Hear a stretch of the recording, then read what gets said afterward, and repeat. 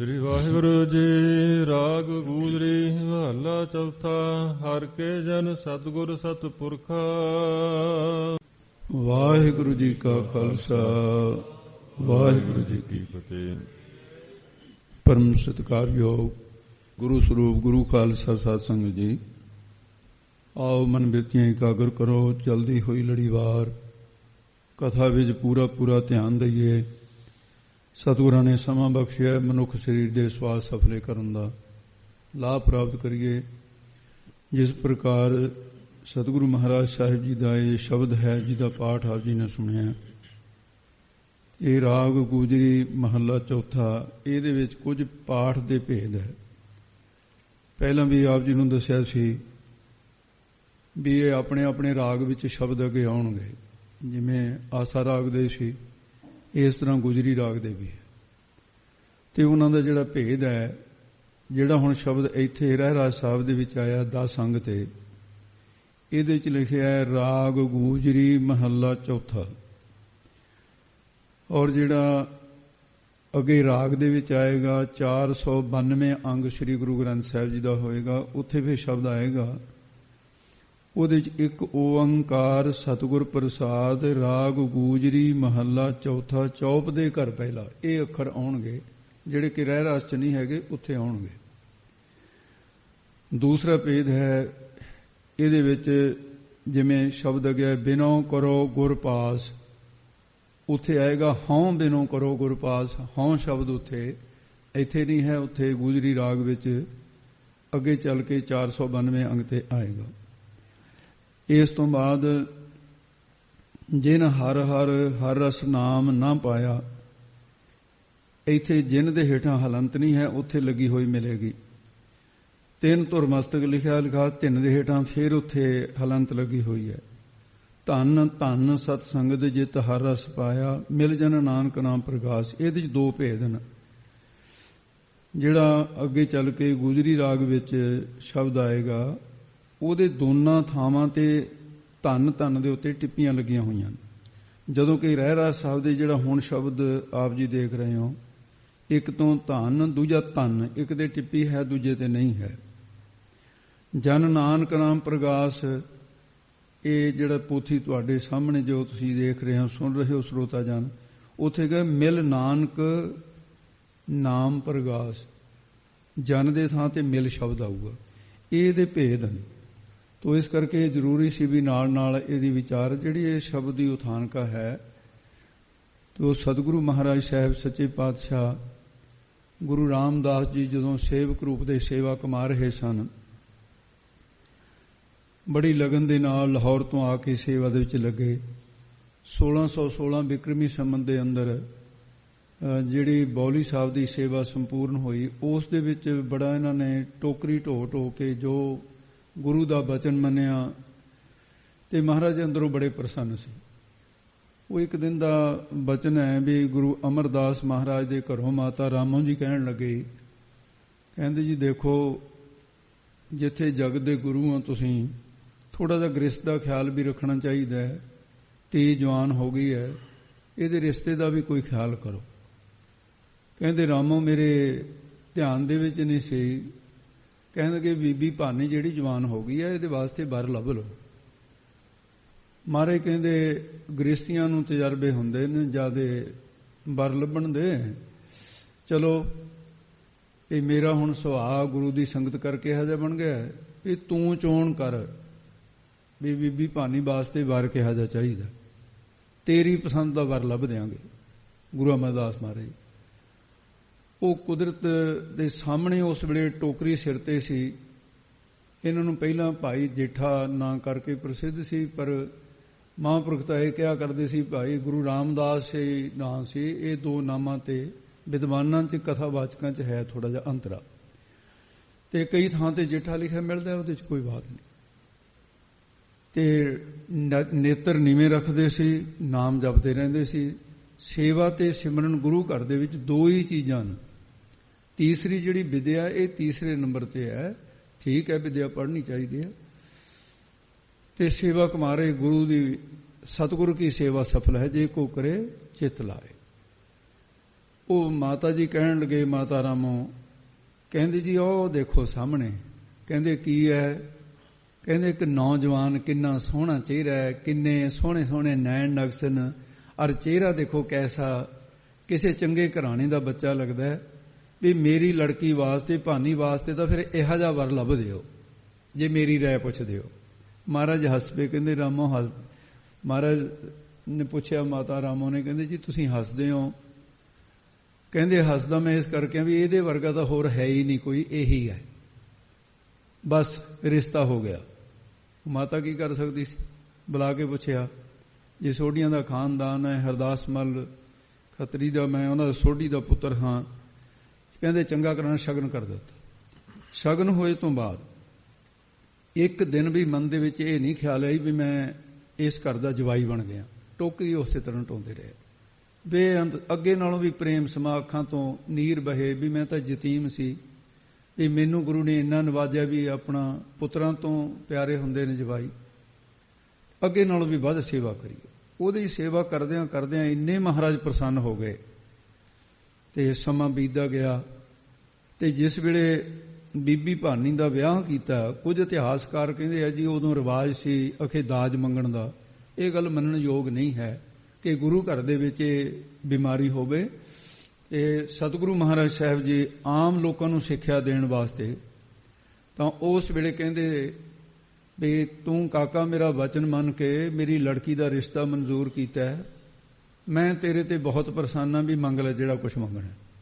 ਆਨੰਦ ਕਾਰਜਾਂ ਦੀ ਮਹਾਰਾਜ ਕਹਿੰਦੇ ਲੋਕੀ ਆਪਣੀ ਧੀਆਂ ਨੂੰ ਦਾਜ ਦਿੰਦੇ ਆ, ਮੈਂ ਤੈਨੂੰ ਜੋ ਤੂੰ ਮੰਗੇਗਾ ਤੈਨੂੰ ਉਹ ਦੇਵਾਂਗਾ। ਤੇ ਉਸ ਵੇਲੇ ਮਹਾਰਾਜ ਨੇ ਜਿਹੜਾ ਕੁਝ ਮੰਗਿਆ ਗੁਰੂ ਅਮਰਦਾਸ ਜੀ ਦੇ ਕੋਲੋਂ, ਜਦੋਂ ਗੁਰਤਾ ਗੱਦੀ ਤੇ ਸਭਾਏਮਾਨ ਹੋ ਗਏ ਤਾਂ ਉਸ ਵੇਲੇ ਉਸੇ ਭਾਵ ਨੂੰ ਮਨ ਦੇ ਚ ਰੱਖ ਕੇ ਫਿਰ ਗੁਰਸਿੱਖਾਂ ਨੂੰ ਸਿੱਖਿਆ ਦੇਣ ਵਾਸਤੇ ਇਹ ਸ਼ਬਦ ਉਚਾਰਨ ਕੀਤਾ, ਜਿਹਦੇ ਅਰਥ ਆ ਰਹੇ ਨੇ, ਸੁਣਨਾ ਕਰੋ ਕਿ ਮੈਂ ਗੁਰੂ ਦੇ ਕੋਲੋਂ ਕੀ ਮੰਗਿਆ ਸੀ। ਤੇ ਮਹਾਰਾਜ ਸਾਹਿਬ ਨੇ ਕਿਉਂਕਿ ਰਾਗ ਦੀ ਸੂਚਨਾ ਦਿੱਤੀ ਹੈ ਕਿ ਰਾਗ ਗੁਜਰੀ ਹੈ, ਇਹਨੂੰ ਗੁਜਰੀ ਨਹੀਂ ਕਹਿਣਾ, ਗੂਜਰੀ ਜਿਸ ਤਰ੍ਹਾਂ ਅੱਖਰ ਲਿਖੇ ਨੇ ਉਹਨੂੰ ਉਸੇ ਤਰ੍ਹਾਂ ਬੋਲੀਦਾ ਹੁੰਦਾ ਹੈ। ਕਦੇ ਵੀ ਇਹ ਕੁਤਾਹੀ ਨਹੀਂ ਕਰਨੀ ਹੈ। ਗੁਜਰੀ ਕਹਿ ਦੋਗੇ ਔਂਕੜ ਬੋਲੇਗਾ, ਦੁਲੈਂਕੜ ਨਹੀਂ। ਗੂਜਰੀ ਮਹੱਲਾ ਚੌਥਾ, ਚੌਥੇ ਪਾਤਸ਼ਾਹ ਦਾ ਸ਼ਬਦ ਹੈ, ਗੁਰੂ ਰਾਮਦਾਸ ਜੀ ਦਾ ਗੁਰੂ ਗ੍ਰੰਥ ਸਾਹਿਬ 'ਚ ਪਹਿਲਾ ਸ਼ਬਦ ਹੈ। ਤੇ ਮਹਾਰਾਜ ਸਾਹਿਬ ਜੀ ਨੇ ਕਿਹਾ ਉਸ ਵੇਲੇ ਦਾ ਉਹ ਧਿਆਨ ਰੱਖੇ ਕਿ ਗੁਰਸਿੱਖੋ ਮੈਂ ਉਸ ਵੇਲੇ ਆਹ ਮੰਗਿਆ ਸੀ, ਤੁਸੀਂ ਗੁਰੂ ਤੇ ਮੰਗੋ। ਹੇ ਹਰ ਕੀ ਪ੍ਰਭੂ ਦੇ ਜਨ ਪਿਆਰੇ ਸਤਿਗੁਰੂ ਜੀ, ਤੁਸੀਂ ਪ੍ਰਭੂ ਦੇ ਜਨ ਜਨਾਉਣ ਵਾਲੇ ਹੋ। ਸਤਿਗੁਰੂ ਗੁਰੂ ਅਮਰਦਾਸ ਜੀ ਆਪ ਜੀ ਸਤਿਪੁਰਖਾ ਪਰਮੇਸ਼ਰ ਸਰੂਪ ਹੋ। ਹੇ ਸਤਿਗੁਰੂ ਜੀ ਬਿਨੋ ਕਰੋ ਗੁਰ ਪਾਸ, ਮੈਂ ਆਪ ਜੀ ਦੇ ਪਾਸ ਕੋਲ ਬਿਨੋ ਕੀਏ ਬੇਨਤੀ ਕਰੋ ਕਰਦਾ ਹਾਂ। ਮਹਾਰਾਜ ਮੇਰੀ ਤਾਂ ਇੱਕੋ ਹੀ ਬੇਨਤੀ ਹੈ, ਬਿਨ ਤੁਧ ਹੋਰ ਜੇ ਮੰਗਣਾ, ਸਿਰ ਦੁੱਖਾਂ ਕੇ ਦੁੱਖ ਮੈਂ ਹੋਰ ਕੀ ਮੰਗਾ ਮਹਾਰਾਜ ਨਾਮ ਤੋਂ ਬਿਨਾ। ਹਮ ਕੀਰੇ ਕਿਰਮ ਸਤਿਗੁਰ ਸਰਣਾਈ, ਹੇ ਸਤਿਗੁਰੂ ਜੀ ਹਮ ਅਸੀਂ ਤਾਂ ਕੀਰੇ ਕਿਰਮ ਛੋਟਿਆਂ ਤੋਂ ਵੀ ਛੋਟੇ, ਭਾਵ ਤੁਹਾਡੇ ਜਿਹੜੇ ਦਾਸ ਉਹਨਾਂ ਦਾਸਾਂ ਦੇ ਵੀ ਦਾਸ ਆ ਮਹਾਰਾਜ। ਕੀਰੇ ਕਿਰਮ ਤੇ ਕੀੜਿਆਂ ਨੂੰ ਕਹਿੰਦੇ ਭਾਈ, ਜਿਵੇਂ ਇਹਦੇ ਵਿੱਚ ਦੋ ਭੇਦ ਨੇ, ਜਿਨ੍ਹਾਂ ਦੇ ਅੰਦਰ ਤਾਂ ਹੱਡੀ ਪਸਲੀ ਹੋਵੇ ਤੇ ਉਹਨਾਂ ਨੂੰ ਕਹਿੰਦੇ ਆ ਕੀੜੇ, ਜਿਹਦੇ ਦੇ ਕੱਲੀ ਮਾਸ ਹੋਵੇ, ਮਾਸ ਦੇ ਬਣੇ ਹੋਣ, ਉਹਨਾਂ ਨੂੰ ਕਿਰਮ ਕਹਿੰਦੇ ਆ। ਤੋ ਕਿਰਮ ਜਿਹੜੇ ਨੇ ਉਹਨਾਂ ਦਾ ਤੇ ਕੀੜਿਆਂ ਦਾ ਇੰਨਾ ਕੁ ਭੇਦ ਹੈ, ਹੱਡੀਆਂ ਵਾਲੇ ਕੀੜੇ, ਦੂਸਰੇ ਕਿਰਮ ਹੋ ਗਏ। ਤੇ ਇਸ ਕਰਕੇ ਹਮ ਕੀਰੇ ਕਿਰਮ ਸਤਿਗੁਰ ਸਰਣਾਈ। ਅਸੀਂ ਮਹਾਰਾਜ ਮੈਂ ਯਤੀਮ ਹੋ ਕੇ ਤੁਹਾਡੇ ਦਰ ਤੇ ਆਇਆ, ਮੈਂ ਸਾਰੇ ਆਸਰੇ ਛੱਡ ਕੇ ਮੈਂ ਆਪ ਜੀ ਦੀ ਸਰਣਾਈ ਸ਼ਰਨ ਵਿੱਚ ਆਇਆ। ਤੇ ਮਹਾਰਾਜ ਮੈਂ ਕੀ ਮੰਗਣਾ ਗਰੀਬ ਨੇ। ਗੁਰੂ ਰਾਮਦਾਸ ਕਹਿੰਦੇ ਮੈਂ ਇਉਂ ਕਿਹਾ ਸੀ, ਕਰ ਦਇਆ ਨਾਮ ਪ੍ਰਗਾਸ। ਜੇ ਮਹਾਰਾਜ ਮੇਰੇ ਤੇ ਤੁਠੇ ਹੋ ਨਾ, ਮੇਰੇ ਤੇ ਤਰਸ ਕਰਕੇ ਮੇਰੇ ਹਿਰਦੇ ਦੇ ਅੰਦਰ ਨਾਮ ਦਾ ਪ੍ਰਕਾਸ਼ ਕਰ ਦਿਓ ਮਹਾਰਾਜ। ਨਾਮ ਦਾ ਚਾਨਣਾ ਹਿਰਦੇ 'ਚ ਹੋਵੇ ਤੇ ਅੰਦਰ ਤੇ ਸਾਰੀਆਂ ਵਾਸ਼ਨਾਵਾਂ ਦਾ ਅੰਧੇਰਾ ਖਤਮ ਹੋ ਜਾਏ, ਕੇਵਲ ਨਾਮ ਹੀ ਨਾਮ ਮੈਨੂੰ ਦਿਸੇ ਅੰਦਰ ਬਾਹਰ। ਮੈਨੂੰ ਨਾਮ ਦਾ ਪ੍ਰਕਾਸ਼ ਕਰ ਦਿਓ, ਉਜਾਲਾ ਕਰ ਦਿਓ ਨਾਮ ਦਾ। ਤੁਮ ਬੜ ਪੁਰਖ ਬੜ ਅਗਮ ਗੁਸਾਈ, ਹਮ ਕੀਰੇ ਕਿਰਮ ਤੁਮ ਨਸ਼ੇ। ਬਸੰਤ ਰਾਗ ਦੇ ਵਿੱਚ ਮਹਾਰਾਜ ਦਾ ਫੇਰ ਸ਼ਬਦ ਹੈ। ਹੁਣ ਇੱਥੇ ਜੇ ਕੋਈ ਸ਼ੰਕਾ ਕਰੇ ਕਿ ਕੀ ਗੁਰੂ ਰਾਮਦਾਸ ਦੇ ਹਿਰਦੇ ਦੇ ਵਿੱਚ ਨਾਮ ਦਾ ਪ੍ਰਕਾਸ਼ ਹੀ ਨਹੀਂ ਸੀ ਹੋਇਆ, ਤੇ ਮਹਾਰਾਜ ਨੇ ਗੁਰਤਾ ਗੱਦੀ ਤੇ ਵਿਰਾਜਮਾਨ ਹੋ ਕੇ, ਇਹ ਤਾਂ ਉਸ ਵੇਲੇ ਦੀ ਸਿਮਰਤੀ ਹੈ ਜਦੋਂ ਜਗਿਆਸੂ ਰੂਪ ਦੇ ਵਿੱਚ ਸ਼ੰਕਾ ਨਹੀਂ ਬਣਦੀ। ਦੂਸਰੀ ਬਾਤ, ਜਿਸ ਵੇਲੇ ਕੋਈ ਅਧਿਆਪਕ ਜਿਹੜਾ ਹੈ ਉਹ ਕਿਸੇ ਨੂੰ ਅੱਗੇ ਪੜ੍ਹਾਉਂਦਾ ਹੈ, ਸਕੂਲਾਂ 'ਚ ਪੜ੍ਹਾਈ ਹੈ, ਮਹਾਰਨੀ ਪੜ੍ਹਾਉਂਦੇ ਆ, ਊੜਾ ਆੜਾ ਪੜ੍ਹਾਉਂਦੇ ਆ, ABC ਕੁਛ ਵੀ ਲਾ ਲਓ, ਉੱਥੇ ਅਧਿਆਪਕ ਜਿਹੜਾ ਮੂਹਰੇ ਬੋਲ ਕੇ ਪੜ੍ਹ ਰਿਹਾ ਹੈ, ਉਹਦਾ ਕੀ ਭਾਵ ਹੈ? ਉਹਦਾ ਪੜ੍ਹਨਾ ਵਿਦਿਆਰਥੀ ਨੂੰ ਪੜ੍ਹਾਉਣ ਵਾਸਤੇ ਹੈ। ਵਿਦਿਆਰਥੀ ਦਾ ਜਿਹੜਾ ਪੜ੍ਹਨਾ ਹੈ ਉਹ ਸਿੱਖਣ ਵਾਸਤੇ ਹੈ। ਅਧਿਆਪਕ ਸਿਖਾਉਣ ਵਾਸਤੇ ਪੜ੍ਹਦਾ ਹੈ, ਉਹ ਸਿਖਾਉਣ ਵਾਸਤੇ, ਉਹ ਸਿੱਖਣ ਵਾਸਤੇ ਪੜ੍ਹਦਾ। ਇਹ ਭੇਦ ਹੈ। ਜਗਿਆਸੂ ਮੁਖ ਦੁਆਰਾ ਮਹਾਰਾਜ ਸਾਹਿਬ ਜੀ ਬੇਨਤੀ ਕਰਨ ਦਾ ਢੰਗ ਦੱਸਦੇ ਨੇ। ਤੇ ਇਸ ਕਰਕੇ ਤਾਂ ਕਿਹਾ ਹੈ, ਮੇਰੇ ਹਿਰਦੇ ਵਿੱਚ ਮਹਾਰਾਜ ਨਾਮ ਦਾ ਪ੍ਰਕਾਸ਼ ਕਰ ਦਿਓ, ਚਾਨਣਾ ਕਰ ਦਿਓ। ਇਹ ਜਗਿਆਸੂ ਇਸ ਤਰ੍ਹਾਂ ਕਹਿਣ ਕੇ ਮਹਾਰਾਜ ਜਦੋਂ ਰਹਿਰਾਸ ਪੜਿਆ ਕਰਨ, ਉਸ ਵੇਲੇ ਸੱਚੇ ਪਾਤਸ਼ਾਹ ਮੇਰੇ ਹਿਰਦੇ 'ਚ ਨਾਮ ਦਾ ਚਾਨਣਾ ਕਰ ਦਿਓ ਜੀ। ਮੇਰੇ ਮੀਤ ਗੁਰਦੇਵ, ਹੇ ਮੇਰੇ ਮੀਤ ਕਹੀਏ ਮਿੱਤਰ ਗੁਰਦੇਵ ਸਤਿਗੁਰੂ ਜੀ, ਗੁਰ ਚੇਤਨ ਦੇ ਸਰੂਪ ਦੇ ਪ੍ਰਕਾਸ਼ ਸਰੂਪ ਹੋ ਤੁਸੀਂ। ਮੋਹ ਕੋ ਅੱਗੇ ਕਹਿੰਦੇ ਨੇ ਕਿ ਮੈਨੂੰ ਕਿਰਪਾ ਕਰੋ ਜੀ। ਮੋਹ ਕੋ ਰਾਮ ਨਾਮ ਪ੍ਰਗਾਸ, ਮੈਨੂੰ ਰਾਮ ਰਿਆਮ, ਜਿਹੜਾ ਰਾਮ ਵਿਆਪਕ ਹੈ, ਸਾਰੇ ਰਮਿਆ ਹੋਇਆ, ਉਹਦੇ ਨਾਮ ਦਾ ਪ੍ਰਕਾਸ਼ ਕਹੀਏ ਚਾਨਣਾ ਕਰ ਦਿਓ ਮੇਰੇ ਹਿਰਦੇ ਦੇ ਵਿੱਚ। ਕਿਉਂਕਿ ਸਤਿਗੁਰ ਸ਼ਬਦ ਅਜਾਰੋ ਦੀਪਾ, ਬਿਨ ਸਿਓ ਅੰਧਕਾਰ ਤੇ ਮੰਦਰ, ਰਤਨ ਕੋਠੜੀ ਖੁੱਲੀ ਅਨੂਪਾ। ਇਹ ਮਾਰਾ ਰਤਨ ਦੀ ਕੋਠੜੀ ਖੁੱਲ ਜਾਏ, ਮਤ ਵਿੱਚ ਰਤਨ ਜਵਾਹਰ ਮਾਨਕ, ਜੇ ਇੱਕ ਗੁਰ ਕੀ ਸਿੱਖ ਸੁਣੀ, ਗੁਰਾ ਇੱਕ ਦੇ ਬਜਾਈ। ਆਪ ਮਹਾਰਾਜ ਕਿਰਪਾ ਕਰ ਦਿਓ ਜੀ। ਗੁਰਮਤਿ ਨਾਮ ਮੇਰਾ ਪ੍ਰਾਣ ਸੁਖਾਈ। ਹੇ ਸਤਿਗੁਰੂ ਜੀ, ਗੁਰਮਤਿ ਗੁਰਾਂ ਦੀ ਸਿੱਖਿਆ ਅਨੁਸਾਰ, ਗੁਰਮਤਿ ਅਨੁਸਾਰ ਜਿਹੜਾ ਨਾਮ ਪ੍ਰਾਪਤ ਹੁੰਦਾ ਹੈ ਨਾ, ਤੇ ਉਹ ਨਾਮ ਜਪਣਾ ਮੇਰੇ ਪ੍ਰਾਣਾਂ ਦਾ ਸਖਾਈ, ਕਿ ਇਹ ਸਖਾ ਮਿੱਤਰੀ ਬਣ ਜਾਏ ਜਿਹੜਾ ਗੁਰੂ ਤੋਂ ਮੈਨੂੰ ਨਾਮ ਮਿਲੇ।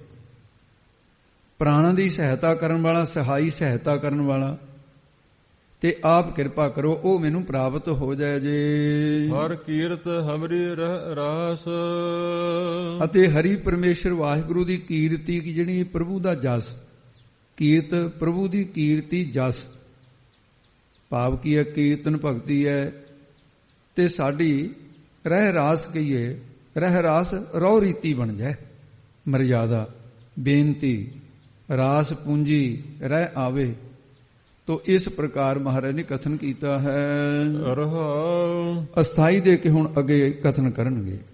ਹਰ ਕੀਰਤ ਰਹਿ ਰਾਸ ਹਮਾਰੀ, ਗੁਰਮੁਖ ਪੰਥ ਅਤੀਤੰ ਲਿਖਿਆ। ਤੇ ਇਹ ਗੱਲ ਧਿਆਨ ਰੱਖਣ ਯੋਗ ਹੈ, ਇਹ ਸ਼ਬਦ ਦੇ ਵਿੱਚ ਜਿਹੜਾ ਰਹਿ ਰਾਸ ਸ਼ਬਦ ਤੋਂ ਹੀ ਇਸ ਬਾਣੀ ਦਾ ਨਾਮ ਰਹਿ ਰਾਸ ਸ਼ਬਦ ਹੋਇਆ। ਇਹ ਬਾਣੀ ਦੇ ਵਿੱਚ ਰਹਿ ਰਾਸ ਸ਼ਬਦ ਆਇਆ, ਔਰ ਰਹਿਤਨਾਮਿਆਂ ਦੇ ਵਿੱਚ ਰਹਿ ਰਾਸ ਸ਼ਬਦ ਹੀ ਆਏਗਾ। ਇਹ ਹੁਣ ਜਿਹੜੇ ਨਵੇਂ ਪੜਾਕੂ ਉਹ ਕਹਿੰਦੇ ਜੀ ਕੱਲਾ ਸੋਦਰ ਕਹਿਣਾ ਚਾਹੀਦਾ, ਰਹਿ ਰਾਸ ਨਹੀਂ ਕਹਿਣਾ ਚਾਹੀਦਾ। ਵੀ ਭਾਈ ਸੋਦਰ ਵੀ ਕਹਿ ਲਓ, ਅਸੀਂ ਕਿਹੜਾ ਹਟਾਉਨੇ ਹੋ।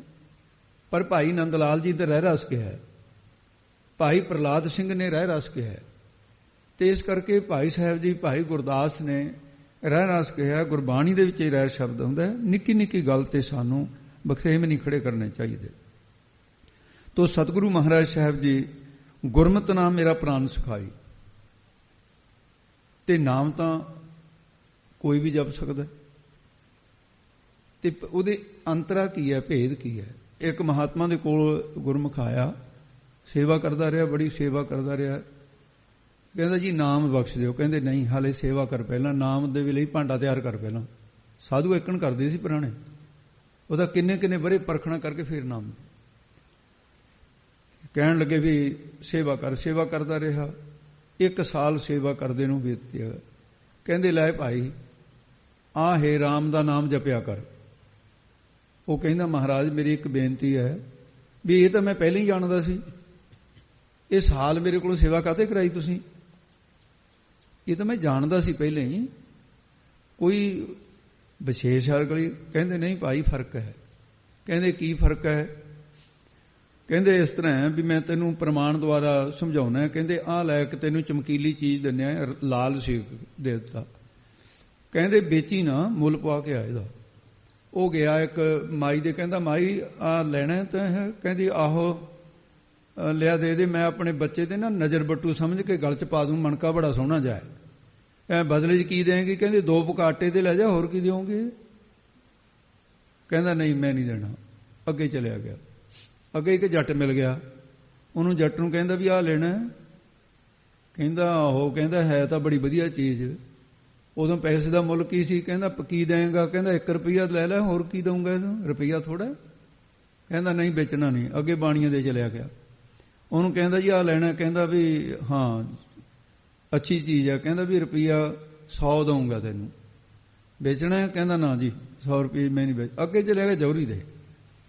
ਉਹ ਦੇਖਦੇ ਹੀ ਮੱਥਾ ਟੇਕ ਕੇ ਕਹਿੰਦਾ ਵੀ ਇਹਦਾ ਮਤਲਬ ਮੁੱਲ ਕੋਈ ਨਹੀਂ ਹੈ, ਇਹਦੀ ਭੇਟਾ ਹੀ 100 ਰੁਪਈਆ। ਉਸ ਤਰ੍ਹਾਂ ਦਰਸ਼ਨੀ ਭੇਟਾ ਲੈ ਜਾ, ਪਰ ਜੇ ਵੇਚਣਾ ਤਾਂ ਮੇਰੇ ਕੋਲ ਤਾਂ ਇੰਨੇ ਪੈਸੇ ਮੈਂ ਤੈਨੂੰ ਦੇ ਹੀ ਨਹੀਂ ਸਕਦਾ ਕਰੰਸੀ। ਉਹ ਕਹਿੰਦਾ ਜੀ ਵੇਚਣ ਦੀ ਮੈਨੂੰ ਆਗਿਆ ਨਹੀਂ, ਵਾਪਸ ਆ ਗਿਆ। ਕਹਿੰਦਾ ਮਹਾਰਾਜ ਇਹ ਭੇਦ ਕੀ ਹੈ? ਕਹਿੰਦੇ ਨਾਮ ਦਾ ਭੇਦ ਹੈ। ਇਸੇ ਤਰ੍ਹਾਂ ਇਹ ਲਾਲ ਕੁਛ ਨਹੀਂ, ਮੈਂ ਤਾਂ ਤੈਨੂੰ ਦਿਖਾਇਆ ਚਮਤਕਾਰ। ਜਿਹੜੇ ਤਾਂ ਪਹਿਲੇ ਜਿਹੜਾ ਮਾਈ ਦੇ ਗਿਆ ਸੀ, ਜਿਹਨੇ 2 ਬੁੱਕ ਆਟੇ ਦਾ ਮੁੱਲ ਪਾਇਆ ਹੈ, ਕਹਿੰਦੇ ਉਹ ਤਾਂ ਨਾਮ ਜਪਣ ਵਾਲੇ ਨੇ, ਜਿਹੜੇ ਨਾ ਤਾਂ ਉਹਨਾਂ ਨੇ ਗੁਰੂ ਧਾਰਨ ਕੀਤਾ ਹੈ। ਸਵੇਰੇ ਉੱਠ ਕੇ ਨਿਆਣੇ ਜਗਾਉਂਦੀ ਮਾਈ ਕਹਿੰਦੇ ਉੱਠੋ ਇਹ ਰਾਮ ਰਾਮ ਕਹਿ, ਵਾਹਿਗੁਰੂ ਵਾਹਿਗੁਰੂ ਕਹਿ। ਉਹ ਤਾਂ ਬਸ ਆਟੇ ਦੇ 2 ਬੁੱਕਾਂ ਵਰਗਾ ਹੀ ਨਾਮ ਹੈ ਉਹਨਾਂ ਦੇ ਕੋਲ। ਉਦੋਂ ਬਾਅਦ ਜਿਹੜਾ ਜੱਟ ਨੇ ਇਹਦਾ ਰੁਪਈਆ ਮੁੱਲ ਪਾਇਆ ਹੈ, ਕਹਿੰਦੇ ਥੋੜਾ ਬਹੁਤ ਕੰਮ ਕਰਦੇ ਕਰਦੇ ਵੀ ਚਲੋ ਨਾਲੇ ਵਾਹਿਗੁਰੂ ਵਾਹਿਗੁਰੂ ਕਰ ਲਿਆ, ਪਰ ਗੁਰੂ ਨਹੀਂ ਧਾਰਨ ਕੀਤਾ ਜੇ। ਉਹ ਮਨਮਤ ਅਨੁਸਾਰ ਗੁਰਮਤਿ ਨਾਮ ਨਹੀਂ ਬਣਿਆ ਇਹ। ਤੀਸਰਾ ਬਾਣੀਆਂ ਦੀ ਨਿਆਈ ਜੀ ਨੇ 100 ਰੁਪਈਆ ਮੁੱਲ ਪਾਇਆ। ਕਹਿੰਦੇ ਥੋੜਾ ਬਹੁਤ ਜਿਹੜਾ ਉੱਠਣਾ, ਨਹਾ ਧੋ ਕੇ ਨਹਾਉਂਦੇ ਨਹਾਉਂਦੇ ਜਪੀ ਜਾਣਾ ਤੇ ਮੁੜ ਕੇ ਫਿਰ ਕੰਮ ਦੇ ਵਿੱਚ ਸਿਮਰਤੀ ਰੱਖਣੀ, ਉਹ 100 ਰੁਪਏ ਮੁੱਲ ਦੀ ਤਰ੍ਹਾਂ। ਕਹਿੰਦੇ ਭਾਈ ਜਿਹੜਾ ਗੁਰੂ ਤੋਂ ਗੁਰੂ ਧਾਰਨ ਕਰਕੇ ਅੰਮ੍ਰਿਤ ਛਕ ਕੇ ਚਰਨਾਮਤ ਲੈ ਕੇ ਫਿਰ ਗੁਰਮਤਿ ਅਨੁਸਾਰ ਨਾਮ ਜਪਣਾ, ਉਹ ਤਾਂ ਕਹਿੰਦੇ ਫਿਰ ਲਾਲ ਬੇਕੀਮਤੇ ਲਾਲ ਵਰਗਾ, ਗੁਰਮਤਿ ਨਾਮ ਮੇਰਾ ਪ੍ਰਾਣ ਸਿਖਾਈ। ਤੇ ਉਹ ਪ੍ਰਾਣਾਂ ਦਾ ਸਿਖਾਈ ਹੈ। ਇੱਕ ਹੋਰ ਮਹਾਤਮਾ ਦਾ ਉਹ ਵੀ ਆਉਂਦਾ ਪ੍ਰਸੰਗ, ਤੇ ਉਹਨੇ 12 ਸਾਲ ਸੇਵਾ ਕਰੀ। ਕਹਿੰਦੇ ਜੀ 12 ਸਾਲ ਮੇਰੇ ਤਾਂ ਬਰਬਾਦ ਕਰਤੇ ਤੁਸੀਂ।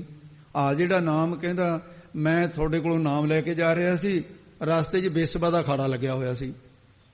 ਹੁਣ ਇਹ ਜਿਹੜੇ ਗਾਉਣ ਵਜਾਉਣ ਵਾਲੇ ਨੇ, ਇਹ ਪਹਿਲਾਂ ਦੋਹਰਾ ਜਾਂ ਪਹਿਲਾਂ ਰੱਬ ਦਾ ਨਾਮ ਲੈ ਕੇ ਸ਼ੁਰੂ ਕਰਦੇ ਨੇ ਗੰਦਮੰਦ। ਇਹ ਭਾਰਤ ਦੇ ਗਵਈਆਂ ਦੇ ਅੰਦਰ ਇੰਨੀ ਕੁ ਹੈਗੀ ਅੰਸ਼ ਵੀ ਆਪਣਾ ਰਿਸ਼ੀਆਂ ਮੁਨੀਆਂ ਦਾ ਦੇਸ਼ ਹੈ। ਉਹ ਬੇਸਬਾ ਲੱਗੀ ਗਾਉਣ, ਉਹਨੇ ਪਹਿਲਾਂ ਰਾਮ ਦਾ ਮੰਗਲ ਕੀਤਾ, ਉੱਥੋਂ ਹੀ ਮੁੜ ਆਇਆ। ਕਹਿੰਦਾ ਜਿਹੜਾ ਮੈਨੂੰ ਨਾਮ ਦਿੱਤਾ ਤਾਂ ਬੇਸਬਾ ਵੀ ਜਾਣਦੀ ਹੈ, ਤੁਸੀਂ ਮੈਨੂੰ ਕੀ ਦਿੱਤਾ? ਕਹਿੰਦੇ ਭਾਈ ਫਰਕ ਹੈ। ਕਹਿੰਦੇ ਕੀ ਫਰਕ ਹੈ? ਕਹਿੰਦੇ ਚੱਲ ਤੈਨੂੰ ਦਿਖਾਉਂਦੇ ਆ। ਹੋਰ ਥੋੜਾ ਚਿਰ ਰਿਹਾ, ਇੱਕ ਦਿਨ ਦੇਖਿਆ ਟਿਕਿਆ ਹੋਇਆ ਪਾਣੀ, ਨਿਰਮਲ ਜਲ। ਕਹਿੰਦੇ ਉਹ ਕੀ ਹੈ? ਕਹਿੰਦੇ ਜੀ ਲਾਲ ਹੈ। ਕਹਿੰਦੇ ਚੱਕ ਲੈ। ਜਦ ਮਾਰਿਆ ਹੱਥ 'ਚ ਨਾ ਆਇਆ। ਕਹਿੰਦੇ ਪਾਣੀ ਟਿਕ ਲੈਣ ਦੇ। ਫੇਰ 2-3 ਵਾਰੀ ਹੱਥ ਮਾਰਿਆ। ਕਹਿੰਦੇ ਜੀ ਦਿਸਦਾ ਹੈ ਪਰ ਹੱਥ 'ਚ ਨਹੀਂ ਆਉਂਦਾ। ਕਹਿੰਦੇ ਅਸਲੀ ਨਹੀਂ ਹੈ। ਕਹਿੰਦੇ ਅਸਲੀ ਕਿਤੇ? ਕਹਿੰਦੇ ਆਹ ਦੇਖੇ ਇੱਲ ਦੇ ਆਲਣੇ 'ਚ ਉੱਪਰ ਪਿਆ, ਉਹਦਾ ਪ੍ਰਤੀਬਿੰਬ ਵਿੱਚ ਪੈ ਰਿਹਾ। ਅਸਲੀ ਲਾਲ ਉਹ ਹੈ ਜਿਹੜਾ ਆਲਣੇ 'ਚ ਹੈ। ਕਹਿੰਦੇ ਜੀ ਮੈਂ ਸਮਝਿਆ ਨਹੀਂ। ਕਹਿੰਦੇ ਜਿਹੜਾ ਨਾਮ ਤੈਨੂੰ ਦਿੱਤਾ ਹੈ ਨਾ, ਉਹ ਤਾਂ ਹਿਰਦੇ ਦੇ ਆਲਣੇ 'ਚੋਂ ਦਿੱਤਾ ਹੈ ਤੈਨੂੰ, ਅਸਲੀ ਹੈ ਉਹ। ਇਹ ਜਿਹੜਾ ਬੇਸਵਾ ਜਪਦੀ ਹੈ ਪਾਣੀ ਵਾਲਾ ਲਾਲ ਹੈ ਉਹ, ਇਹ ਨਾਮ ਨਕਲੀ ਹੈ, ਸਹੀ ਨਹੀਂ ਹੈਗਾ, ਕਿਉਂਕਿ ਇਹ ਗੁਰੂ ਵਾਲੀ ਨਹੀਂ, ਵਿਚਾਰਨ ਔਰਤ ਹੈ। ਤੇ ਇਹ ਨਗੁਰਿਆਂ ਦਾ ਜੇ ਮਨਮੁਖ ਹਰ ਹਰ ਕਰ ਥਕੇ, ਮੈਲ ਨਾ ਸਕੀ ਤੋਏ। ਇਸ ਕਰਕੇ ਮਹਾਰਾਜ ਨੇ ਕਿਹਾ ਹਮਾਰਾ ਗੁਰਮਤਿ ਨਾਮ ਮੇਰਾ ਪ੍ਰਾਣ ਸਿਖਾਈ। ਇਹ ਹਰ ਕੀਰਤ ਹਮਰੀ ਰਹਿ ਰਾਸ। ਇਹਦੇ ਤੇ ਇਹ ਪ੍ਰਮਾਣ ਸਨ ਜੇ ਅਰਜਨ ਕੇ ਵੱਡ ਭਾਗ ਵਡੇਰੇ। ਹੇ ਸਤਿਗੁਰੂ ਜੀ, ਆਪ ਜੀ ਦੀ ਕਿਰਪਾ ਦਾ ਸਦਕਾ ਮੈਂ ਇਹ ਸਮਝ ਰਿਹਾ ਕਿ ਉਹ ਹਰ ਪ੍ਰਭੂ ਦੇ ਜਨ ਦਾਸ ਵੱਡਿਆਂ ਤੋਂ ਵੀ ਵਡੇਰੇ ਕੀਏ, ਵੱਡੇ ਭਾਗਾਂ ਵਾਲੇ ਨੇ। ਕਿਹੜੇ? ਤੇ ਉਹ ਉਹਨਾਂ ਦੀ ਬਾਬਤ ਦੱਸਦੇ ਹਨ, ਜਿਨ ਹਰ ਹਰ ਸਰਦਾ ਹਰ ਪਿਆਸ। ਜਿਨ੍ਹਾਂ ਨੂੰ ਸੰਸਾਰ ਹਰ ਹਰਿਆਂ ਭਰਿਆਂ, ਸੰਸਾਰ ਨੂੰ ਹਰੇ ਭਰੇ ਕਰਨ ਵਾਲਾ ਹਰ ਪ੍ਰਭੂ ਨਾਮ ਦੀ ਸ਼ਰਧਾ ਅਤੇ ਹਰ ਪ੍ਰਭੂ ਨਾਮ ਦੀ ਪਿਆਸ ਲੱਗੀ ਹੋਈ ਹੈ। ਦਰਸ ਤੇਰੇ ਕੀ ਪਿਆਸ ਮਨ ਲੱਗੀ। ਜਿਨ੍ਹਾਂ ਦੇ ਮਨ ਵਿੱਚ ਪਰਮੇਸ਼ਰ ਦੀ ਪ੍ਰਾਪਤੀ ਦੀ ਸ਼ਰਧਾ ਕੀ ਵਿਸ਼ਵਾਸ ਆ ਗਿਆ ਹੈ, ਬਾਣੀ ਕਰਕੇ ਹਰੀ ਨਾਮ ਨੂੰ ਉਚਾਰਦੇ ਹੈ, ਸਰੀਰ ਕਰਕੇ ਵੀ ਹਰੀ ਪਰਮੇਸ਼ਰ ਦੀ ਦਰਸ਼ਨਾਂ ਦੀ ਪਿਆਸ ਤ੍ਰੇ ਲੱਗੀ ਹੋਈ ਹੈ। ਜਿਨ੍ਹਾਂ ਨੂੰ ਮਨ ਬਾਣੀ ਸਰੀਰ ਕਰਕੇ ਸ਼ਰਧਾ ਰੂਪੀ ਪਿਆਸ ਲੱਗੀ ਹੋਈ ਹੈ। ਕੀ ਲੱਗੀ ਹੈ? ਭਾਵ ਕੀ ਹੈ ਵੀ ਜਿਨ੍ਹਾਂ ਨੂੰ ਦਰਸ਼ਨਾਂ ਦੀ ਪਿਆਸ ਲੱਗੀ ਹੈ ਤੇ ਉਹਨਾਂ ਦੀ ਮਹਾਰਾਜ ਸਾਹਿਬ ਨੇ ਹਰ ਹਰ ਨਾਮ ਸ਼ਰਧਾ ਦੇ ਨਾਲ ਤ੍ਰਿਸ਼ਨਾ ਰੂਪੀ ਪਿਆਸ ਹਰ ਕੀ ਨਾਸ ਹੀ ਕਰ ਦਿੱਤੀ ਹੈ, ਉਹਨਾਂ ਦੀ ਤ੍ਰਿਸ਼ਨਾ ਮੇਟ ਦਿੱਤੀ ਹੈ। ਹਰ ਹਰ ਨਾਮ ਲੈ ਤ੍ਰਿਪਤਾਸਾ ਹੈ, ਤੇ ਉਹਨਾਂ ਦਾ ਐਸਾ ਨਿਸ਼ਚਾ ਹੈ ਕਿ ਹੇ ਸਤਿਗੁਰੂ ਜੀ, ਹਰ ਹਰ ਪਰਮੇਸ਼ਰ ਦਾ ਨਾਮ ਹਰ ਹਰੇਕ ਦੇ ਅੰਦਰ ਜੋ ਹਰ ਇੱਕ ਨੂੰ ਹਰੇ ਭਰੇ ਕਰਨ ਵਾਲਾ ਹੈ, ਦੁੱਖਾਂ ਦਾ ਹਰਨ ਕਰਨ ਵਾਲਾ ਹੈ, ਨਾਸ਼ ਕਰਨ ਵਾਲਾ ਹੈ। ਤੇ ਐਸਾ ਜਿਹੜਾ ਅੰਮ੍ਰਿਤ ਨਾਮ ਉਹ ਸਾਨੂੰ ਮਿਲੇ ਤੇ ਆਤਮ ਤ੍ਰਿਪਤੀ ਤ੍ਰਿਪਤਾਸ ਹੈ, ਅਤਿਸ਼ੈ ਕਰਕੇ ਤ੍ਰਿਪਤੀ ਹੋ ਜਾਵੇ। ਮਿਲ ਸੰਗਤ ਗੁਣ ਪ੍ਰਗਾਸ, ਇਹ ਸਤਿਗੁਰੂ ਜੀ ਸਤ ਸੰਗਤ ਨਾਲ ਮਿਲ ਕੇ ਆਪ ਜੀ ਦੀ ਪ੍ਰਾਪਤੀ ਦੇ ਸ਼ੁਭ ਗੁਣ ਸਤ, ਸੰਤੋਖ, ਦਇਆ, ਧਰਮ, ਵਿਚਾਰ, ਸ਼ਰਧਾ, ਭਗਤੀ, ਪ੍ਰੇਮ, ਗਿਆਨ, ਇਹ ਗੁਣਾਂ ਦਾ ਪ੍ਰਕਾਸ਼ ਹਿਰਦੇ ਦੇ ਵਿੱਚ ਚਾਨਣਾ ਹੋ ਜਾਵੇ, ਪ੍ਰਕਾਸ਼ ਹੋ ਜਾਵੇ। ਜਿਨ ਹਰ ਹਰ ਹਰ ਰਸ ਨਾਮ ਨਾ ਪਾਇਆ। ਹੁਣ ਦੱਸਦੇ ਨੇ ਜੋ ਹਰੀ ਪਰਮੇਸ਼ਰ ਵਾਹਿਗੁਰੂ ਦੇ ਹਰ ਹਰੇ ਭਰੇ ਕਰਨ ਵਾਲਾ ਜਿਹੜਾ ਨਾਮ ਹੈ, ਤੇ ਭਾਵ ਜੋ ਸਾਰਿਆਂ ਦੇ ਦੁੱਖਾਂ ਨੂੰ ਹਰ ਨਾਸ਼ ਕਰਨ ਵਾਲਾ ਹੈ, ਐਸਾ ਹਰੀ ਪਰਮੇਸ਼ਰ ਹੈ। ਉਹਦੇ ਨਾਮ ਨੂੰ ਜਿਨ੍ਹਾਂ ਨੇ ਰਸ ਪ੍ਰੇਮ ਪੂਰਵਕ ਮਨ ਵਾਣੀ ਸਰੀਰ ਕਰਕੇ ਪਾਇਆ, ਪ੍ਰਾਪਤ ਨਾ ਨਹੀਂ ਕੀਤਾ ਹੈ, ਤੇ ਭਾਗਹੀਣ ਜਮ ਪਾਸ। ਤੇ ਦਾ ਅਰਥ ਹੈ ਉਹ ਤਾਂ ਫਿਰ ਭਾਗਾਂ ਤੋਂ ਹੀਣੇ ਨਾ, ਭਾਗ ਨਹੀਂ, ਉਹਨਾਂ ਦੇ ਕਰਮ ਨਹੀਂ ਚੰਗੇ ਹੈ। ਨਿਸ਼ਕਾਮ ਕਰਮ ਤੋਂ ਹੀਣ ਹੀਨਾ ਨ, ਨਿਸ਼ਕਾਮ ਕਰਮ ਰੂਪੀ ਭਾਗ ਜਿਨ੍ਹਾਂ ਕਰਕੇ ਵਾਹਿਗੁਰੂ ਦੀ ਪ੍ਰਾਪਤੀ ਹੋਣੀ ਸੀ ਉਹ ਨਹੀਂ ਕੀਤੇ, ਉਹਨਾਂ ਤੋਂ ਹੀਣੇ ਨ। ਤੇ ਹੁਣ ਕੀ ਹੋਏਗਾ? ਜਮ ਪਾਸ। ਫਿਰ ਉਹਨਾਂ ਨੂੰ ਪਾਈ ਜਮਾਂ ਦੇ ਕੋਲ ਹੀ ਜਾਣਾ ਪਊਗਾ। ਤਾਂ ਜਾਂ ਇਉਂ ਸਮਝ ਜੀ ਜਮ ਤਾਂ ਉਹਦੇ ਕੋਲ ਪਾਸ ਹੀ ਖੜਾ ਹੋ ਕੇ ਕੀ ਕਰਨ ਵਾਸਤੇ? ਜਮਾਂ ਦੀ ਪਾਸ ਫਾਹੀ ਨੂੰ ਪ੍ਰਾਪਤ ਕਰਨਗੇ। ਜਮਾਂ ਦਾ ਫਾਹਾ ਫੰਦਾ ਗਲ ਵਿੱਚ ਪਏਗਾ। ਜਮ ਉਹਨਾਂ ਦੇ ਕੋਲ ਹੀ ਆਇਆ ਖੜਾ ਹੈ ਕਿ ਸਵਾਸ ਪੂਰੇ ਹੋਣ ਦੀ ਦੇਰ ਹੈ, ਉਦੋਂ ਹੀ ਇਹਨੂੰ ਪਕੜ ਲਾਂ ਮੈਂ। ਜਿਵੇਂ ਪੁਲਿਸ ਵਾਲੇ ਦਾਅ ਤੱਕਦੇ ਵੀ ਕਿਵੇਂ ਫੜਾਂ ਇਹਨੂੰ, ਬਸ ਦਾਅ ਲੱਗਿਆ ਜਦੇ ਹੱਥਕੜੀ ਲਾ ਦਿੰਦੇ ਆ। ਨਾਮ ਪਦਾਰਥ ਜਿਨਰ ਨਹੀਂ ਪਾਇਆ, ਤੇ ਭਾਗਹੀਣ ਮੂਏ ਮਰ ਜਾਵੇ। ਅੱਗੇ ਫਰਮਾਨ ਕਰਦੇ ਹਨ ਜੀ, ਜੋ ਸਤਿਗੁਰ ਸਰਣ ਸੰਗਤ ਨਹੀਂ ਆਏ। ਜੋ ਸਤਿਗੁਰਾਂ ਦੀ ਸ਼ਰਨ ਤੇ ਸ਼ਰਨ ਦੁਆਰਾ ਸਤ ਸੰਗਤ ਵਿੱਚ ਨਹੀਂ ਆਏ, ਸਤ ਸੰਗਤ ਦੁਆਰਾ ਸ਼ਰਨ ਵਿੱਚ ਨਹੀਂ ਆਏ। ਤ੍ਰਿਗ ਜੀਵੇ ਤ੍ਰਿਗ ਜੀਵਾਸ। ਉਹਨਾਂ ਦੇ ਕਹਿੰਦੇ ਜੀਵੇ ਜੀਣੇ ਨੂੰ ਤ੍ਰਿਗ ਤ੍ਰਿਕਾਰ ਹੈ। ਹੋਰ ਜੋ ਜੀਵਾਸ ਜੀਵਨ ਦੀ ਆਸ ਲਾਈ ਰੱਖਦੇ ਹੈ, ਉਹ ਵੀ ਤ੍ਰਿਕ ਹੀ ਹੈ, ਤ੍ਰਿਕਾਰ ਹੀ ਹੈ। ਜਿਨ ਐਸਾ ਸਤਿਗੁਰ ਸਾਧ ਨਾ ਪਾਇਆ, ਤੇ ਤ੍ਰਿਗ ਤਿਰਗ ਨਰ ਜੀਵਾਈਐ। ਤ੍ਰਿਕਾਰ ਹੈ ਕਹਿੰਦੇ। ਇਹ ਜਿਹੜਾ ਤਿਰਗ ਸ਼ਬਦ ਹੈ ਅਪਮਾਨਜਨਕ ਸ਼ਬਦ ਕਹਿੰਦੇ ਨੇ। ਅਪਮਾਨਜਨਕ ਸ਼ਬਦ ਜਿਹੜਾ ਤਿੰਨ ਪ੍ਰਕਾਰ ਦਾ ਹੁੰਦਾ ਹੈ। ਇੱਕ ਸ਼ਬਦ ਹੈ ਜਿਹਨੂੰ ਕਹਿੰਦੇ ਹੈ ਦੁਰਫਿਟੇ ਨੂੰ। ਇਹ ਸ਼ਬਦ ਆਮ ਆਪਣੇ ਦੇਸ਼ ਦੇ ਵਿੱਚ ਵੀ ਹੈ। ਫਿਟਲਾਣਤ ਜਿਹਨੂੰ ਕਹਿੰਦੇ, ਫਿਟਲਾਣਤ ਪੈ ਰਹੀ ਹੈ, ਉਹਦਾ ਮਤਲਬ ਹੈ, ਫਿੱਟਣ ਦਾ ਮਤਲਬ ਹੈ ਕੋੜ ਹੋ ਜਾਣਾ। ਤੇਰੇ ਮੂੰਹ ਦੇ ਉੱਤੇ ਕੋੜ ਹੋ ਜਾਏ, ਹੋਰ ਥਾਂ ਤੇ ਬਰਦਾਸ਼ਤ ਹੋ ਜਾਏ, ਮੂੰਹ ਦੇ ਉੱਤੇ ਫਿਰਦਾ ਜਿਵੇਂ ਕਿ ਅੱਖਾਂ ਨ ਕੰਨ ਨ ਨੱਕ ਹੈ। ਦੁਰਫਿਟੇ ਨੂੰ ਇਹ ਸਭ ਤੋਂ ਵੱਡਾ ਅਪਮਾਨ ਵਾਲਾ ਸ਼ਬਦ ਕਹਿੰਦੇ। 100 ਵਾਰ ਕਿਸੇ ਨੂੰ ਦੁਰਫਿਟੇ 100 ਵਾਰ ਕਹਿ ਦਈਏ, ਉਹਦੇ ਜਿੰਨਾ ਅਪਮਾਨਜਨਕ ਸ਼ਬਦ ਇੱਕੋ ਹੀ ਬਣ ਜਾਂਦਾ। ਕਹਿ ਦਈਏ ਲਾਹਣਤ ਆ ਓਏ ਤੈਨੂੰ, ਲਾਹਣਤ ਕਹਿ ਦਿੱਤਾ, 100 ਵਾਰੀ ਖੇਚਲ ਕਰਨ ਦੀ ਲੋੜ ਨਹੀਂ। ਫਿਰ 100 ਵਾਰੀ ਲਾਹਣਤ ਕਹਿ ਦਈਏ, ਫਿਰ ਇੱਕ ਵਾਰੀ ਤਿਰਗ ਕਹਿਣ ਦੀ ਲੋੜ ਹੈ। ਇਹ ਅਪਮਾਨਜਨਕ ਸ਼ਬਦ ਹੈ। ਮਹਾਰਾਜ ਸਾਹਿਬ ਨੇ ਇੱਥੇ ਫਿਰ ਇਹ ਸ਼ਬਦ ਵਰਤੇ ਹੈ, ਜੋ ਸਤਿਗੁਰਾਂ ਦੀ ਸ਼ਰਨ ਸੰਗਤ ਵਿੱਚ ਨਹੀਂ ਆਏ। ਇਹ ਤਿਰਗ ਸ਼ਬਦ ਉਹਨਾਂ ਵਾਸਤੇ ਵਰਤਿਆ। ਕਹਿੰਦੇ ਸਤਿਗੁਰੂ ਦੀ ਸ਼ਰਨ ਸੰਗਤ ਵਿੱਚ ਨਹੀਂ ਆਏ, ਤਿਰਗ ਜੀਵੇ। ਉਹ ਮਨਮੁਖ ਜਿੰਨਾ ਚਿਰ ਜੀਵੇ ਵੀ ਜਿਉਂਦੇ ਰਹੇ ਪਿੱਛੇ, ਕਹਿੰਦੇ ਉਹ ਵੀ ਤਰਕਾਰ। ਤੇ ਹੁਣ ਜਿਹੜੇ ਜੀ ਰਹੇ ਹੈ, ਉਹਨਾਂ ਦੇ ਜੀਵਨ ਦੀ ਜਿਹੜੀ ਆਸ ਲਾਈ ਬੈਠੇ ਹੈ, ਉਹਨੂੰ ਵੀ ਤਿਰਗ ਹੀ ਹੈ।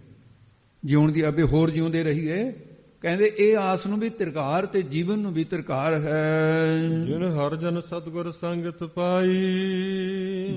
ਜਿਨ੍ਹਾਂ ਨੇ ਹਰੀ ਪਰਮੇਸ਼ਰ ਦੇ ਜਨ ਦਾਸਾਂ ਭਾਵ ਗੁਰਮੁਖਾਂ ਨੇ ਸਤਿਗੁਰੂ ਜੀ ਦੀ ਸੰਗਤ ਪ੍ਰਾਪਤ ਕਰ ਲਈ ਹੈ, ਤੇ ਉਹਨਾਂ ਦੇ ਮਸਤਕ ਦੇ ਲਿਖਦੇ ਨੇ, ਅੱਗੇ ਦੱਸਦੇ ਨੇ, ਜਿਨ੍ਹਾਂ ਨੇ ਸਤ ਸੰਗਤ ਪ੍ਰਾਪਤ ਕਰ ਲਈ। ਤਨ ਧੁਰ ਮਸਤਕ ਲਿਖਿਆ ਲਿਖਾਸ। ਮਸਤਕ ਨਾਮ ਮੱਥੇ ਦਾ ਹੈ। ਮੱਥੇ ਦੇ ਉੱਤੇ ਧੁਰ ਤੋਂ ਹੀ ਲਿਖਾਸ ਸ੍ਰੇਸ਼ਟ ਲੇਖ ਲਿਖਿਆ ਹੋਇਆ ਹੈ। ਇਹ ਕਿਰਪਾ ਦਾ ਲਿਖਾਸ, ਲਿਖ ਜਮਾ ਆਸ, ਲਿਖ ਲੇਖ ਆਸ ਹੈ, ਆਸ ਦਾ ਅਰਥ ਇੱਥੇ ਹੈ, ਲੇਖ ਆਸ ਹੈ, ਤਾਂ ਕਿ ਮਨੁੱਖਾ ਸਰੀਰ ਪ੍ਰਾਪਤ ਕਰਕੇ ਉਹਨਾਂ ਨੂੰ ਸਤਸੰਗਤ ਮਿਲੀ। ਨਹੀਂ ਤਾਂ ਹਰ ਇੱਕ ਨਾ ਸਤਸੰਗੀ ਬਣ ਜਾਵੇ, ਤੁਸੀਂ ਕਹੀਂ ਜਾਓ ਤਾਂ ਵੀ ਸਤਸੰਗ 'ਚ ਨਹੀਂ ਆਉਣਗੇ, ਕਿਉਂ? ਕਰਮ ਨਹੀਂ ਸਾਥ ਦਿੰਦੇ। ਬਡਭਾਗੀ ਸਾਧ ਸੰਗ ਪ੍ਰਾਪਤ, ਤਿਨ ਭੇਟਤ ਦੁਰਮਤ ਖੋਈ। ਇਸ ਪ੍ਰਕਾਰ ਕਹਿੰਦੇ ਹਨ ਜੇ ਧਨ ਧਨ ਸਤ ਸੰਗਤ ਜਿਤ ਹਰ ਰਸ ਪਾਇਆ। ਤੇ ਵਿਸਰਾਮ ਪਾਈ, ਲੰਮੀਆਂ ਪੰਕਤੀਆਂ ਨੇ ਤੇ ਵਿਸਰਾਮ ਵੀ ਇੱਥੇ ਇਹਦਾ ਵੀ ਧਿਆਨ ਰੱਖਣਾ ਹੈ। ਜਿੰਨੇ ਵੀ ਮਾਈ ਭਾਈ ਸਰੋਤੇ ਬੈਠੇ ਆ ਸਾਰਿਆਂ ਨੇ ਧਿਆਨ ਰੱਖਣਾ ਹੈ। ਤੇ ਰਹਿ ਰਾਸਤਾ ਜ਼ਬਾਨੀ ਕੰਠੀ ਹੁੰਦੀ ਹੈ ਸਾਰਿਆਂ ਦੇ, ਤੇ ਪੜ੍ਹਨ ਵਾਲੇ ਵਿਦਿਆਰਥੀ ਨੇ ਵਿਸ਼ੇਸ਼ ਕਰਕੇ ਧਿਆਨ ਰੱਖਣਾ ਹੈ। ਜਿਹੜੇ ਸੰਗਤ ਉਸ ਤਰ੍ਹਾਂ ਸਵਾਏ ਮਾਨੇ, ਤੁਸੀਂ ਵੀ ਇਹਦਾ ਧਿਆਨ ਰੱਖਣਾ ਹੈ। ਇੱਕ ਧਨ ਦੇ ਉੱਤੇ ਟਿੱਪੀ ਨਹੀਂ ਹੈ, ਉਹਨੂੰ ਪੋਲਾ ਬੋਲਣਾ। ਧਨ ਧਨ, ਉਹਨੂੰ ਧਨ ਕਹਿਣਾ ਹੈ। ਉਚਾਰਨ ਦੇ ਵਿਸਰਾਮ ਇੱਥੇ ਪਾਇਆ ਤੇ ਆਪ ਜੀ ਦੀ ਸੰਗਤ ਧਨ ਧਨ ਹੈ, ਜਿਸ ਦੁਆਰਾ ਹਰ ਪ੍ਰਭੂ ਦੇ ਨਾਮ ਨੂੰ, ਨਾਮ ਦੇ ਰਸ ਨੂੰ ਪਾਇਆ। ਪਾਇਆ ਕੀ ਹੈ? ਪ੍ਰਾਪਤ ਕੀਤਾ ਹੈ। ਬ੍ਰਹਮਾਨੰਦ ਰਸ ਹੈ, ਹਰੀ ਦਾ ਰਸ ਹੈ, ਪ੍ਰੇਮ ਦਾ ਰਸ ਹੈ।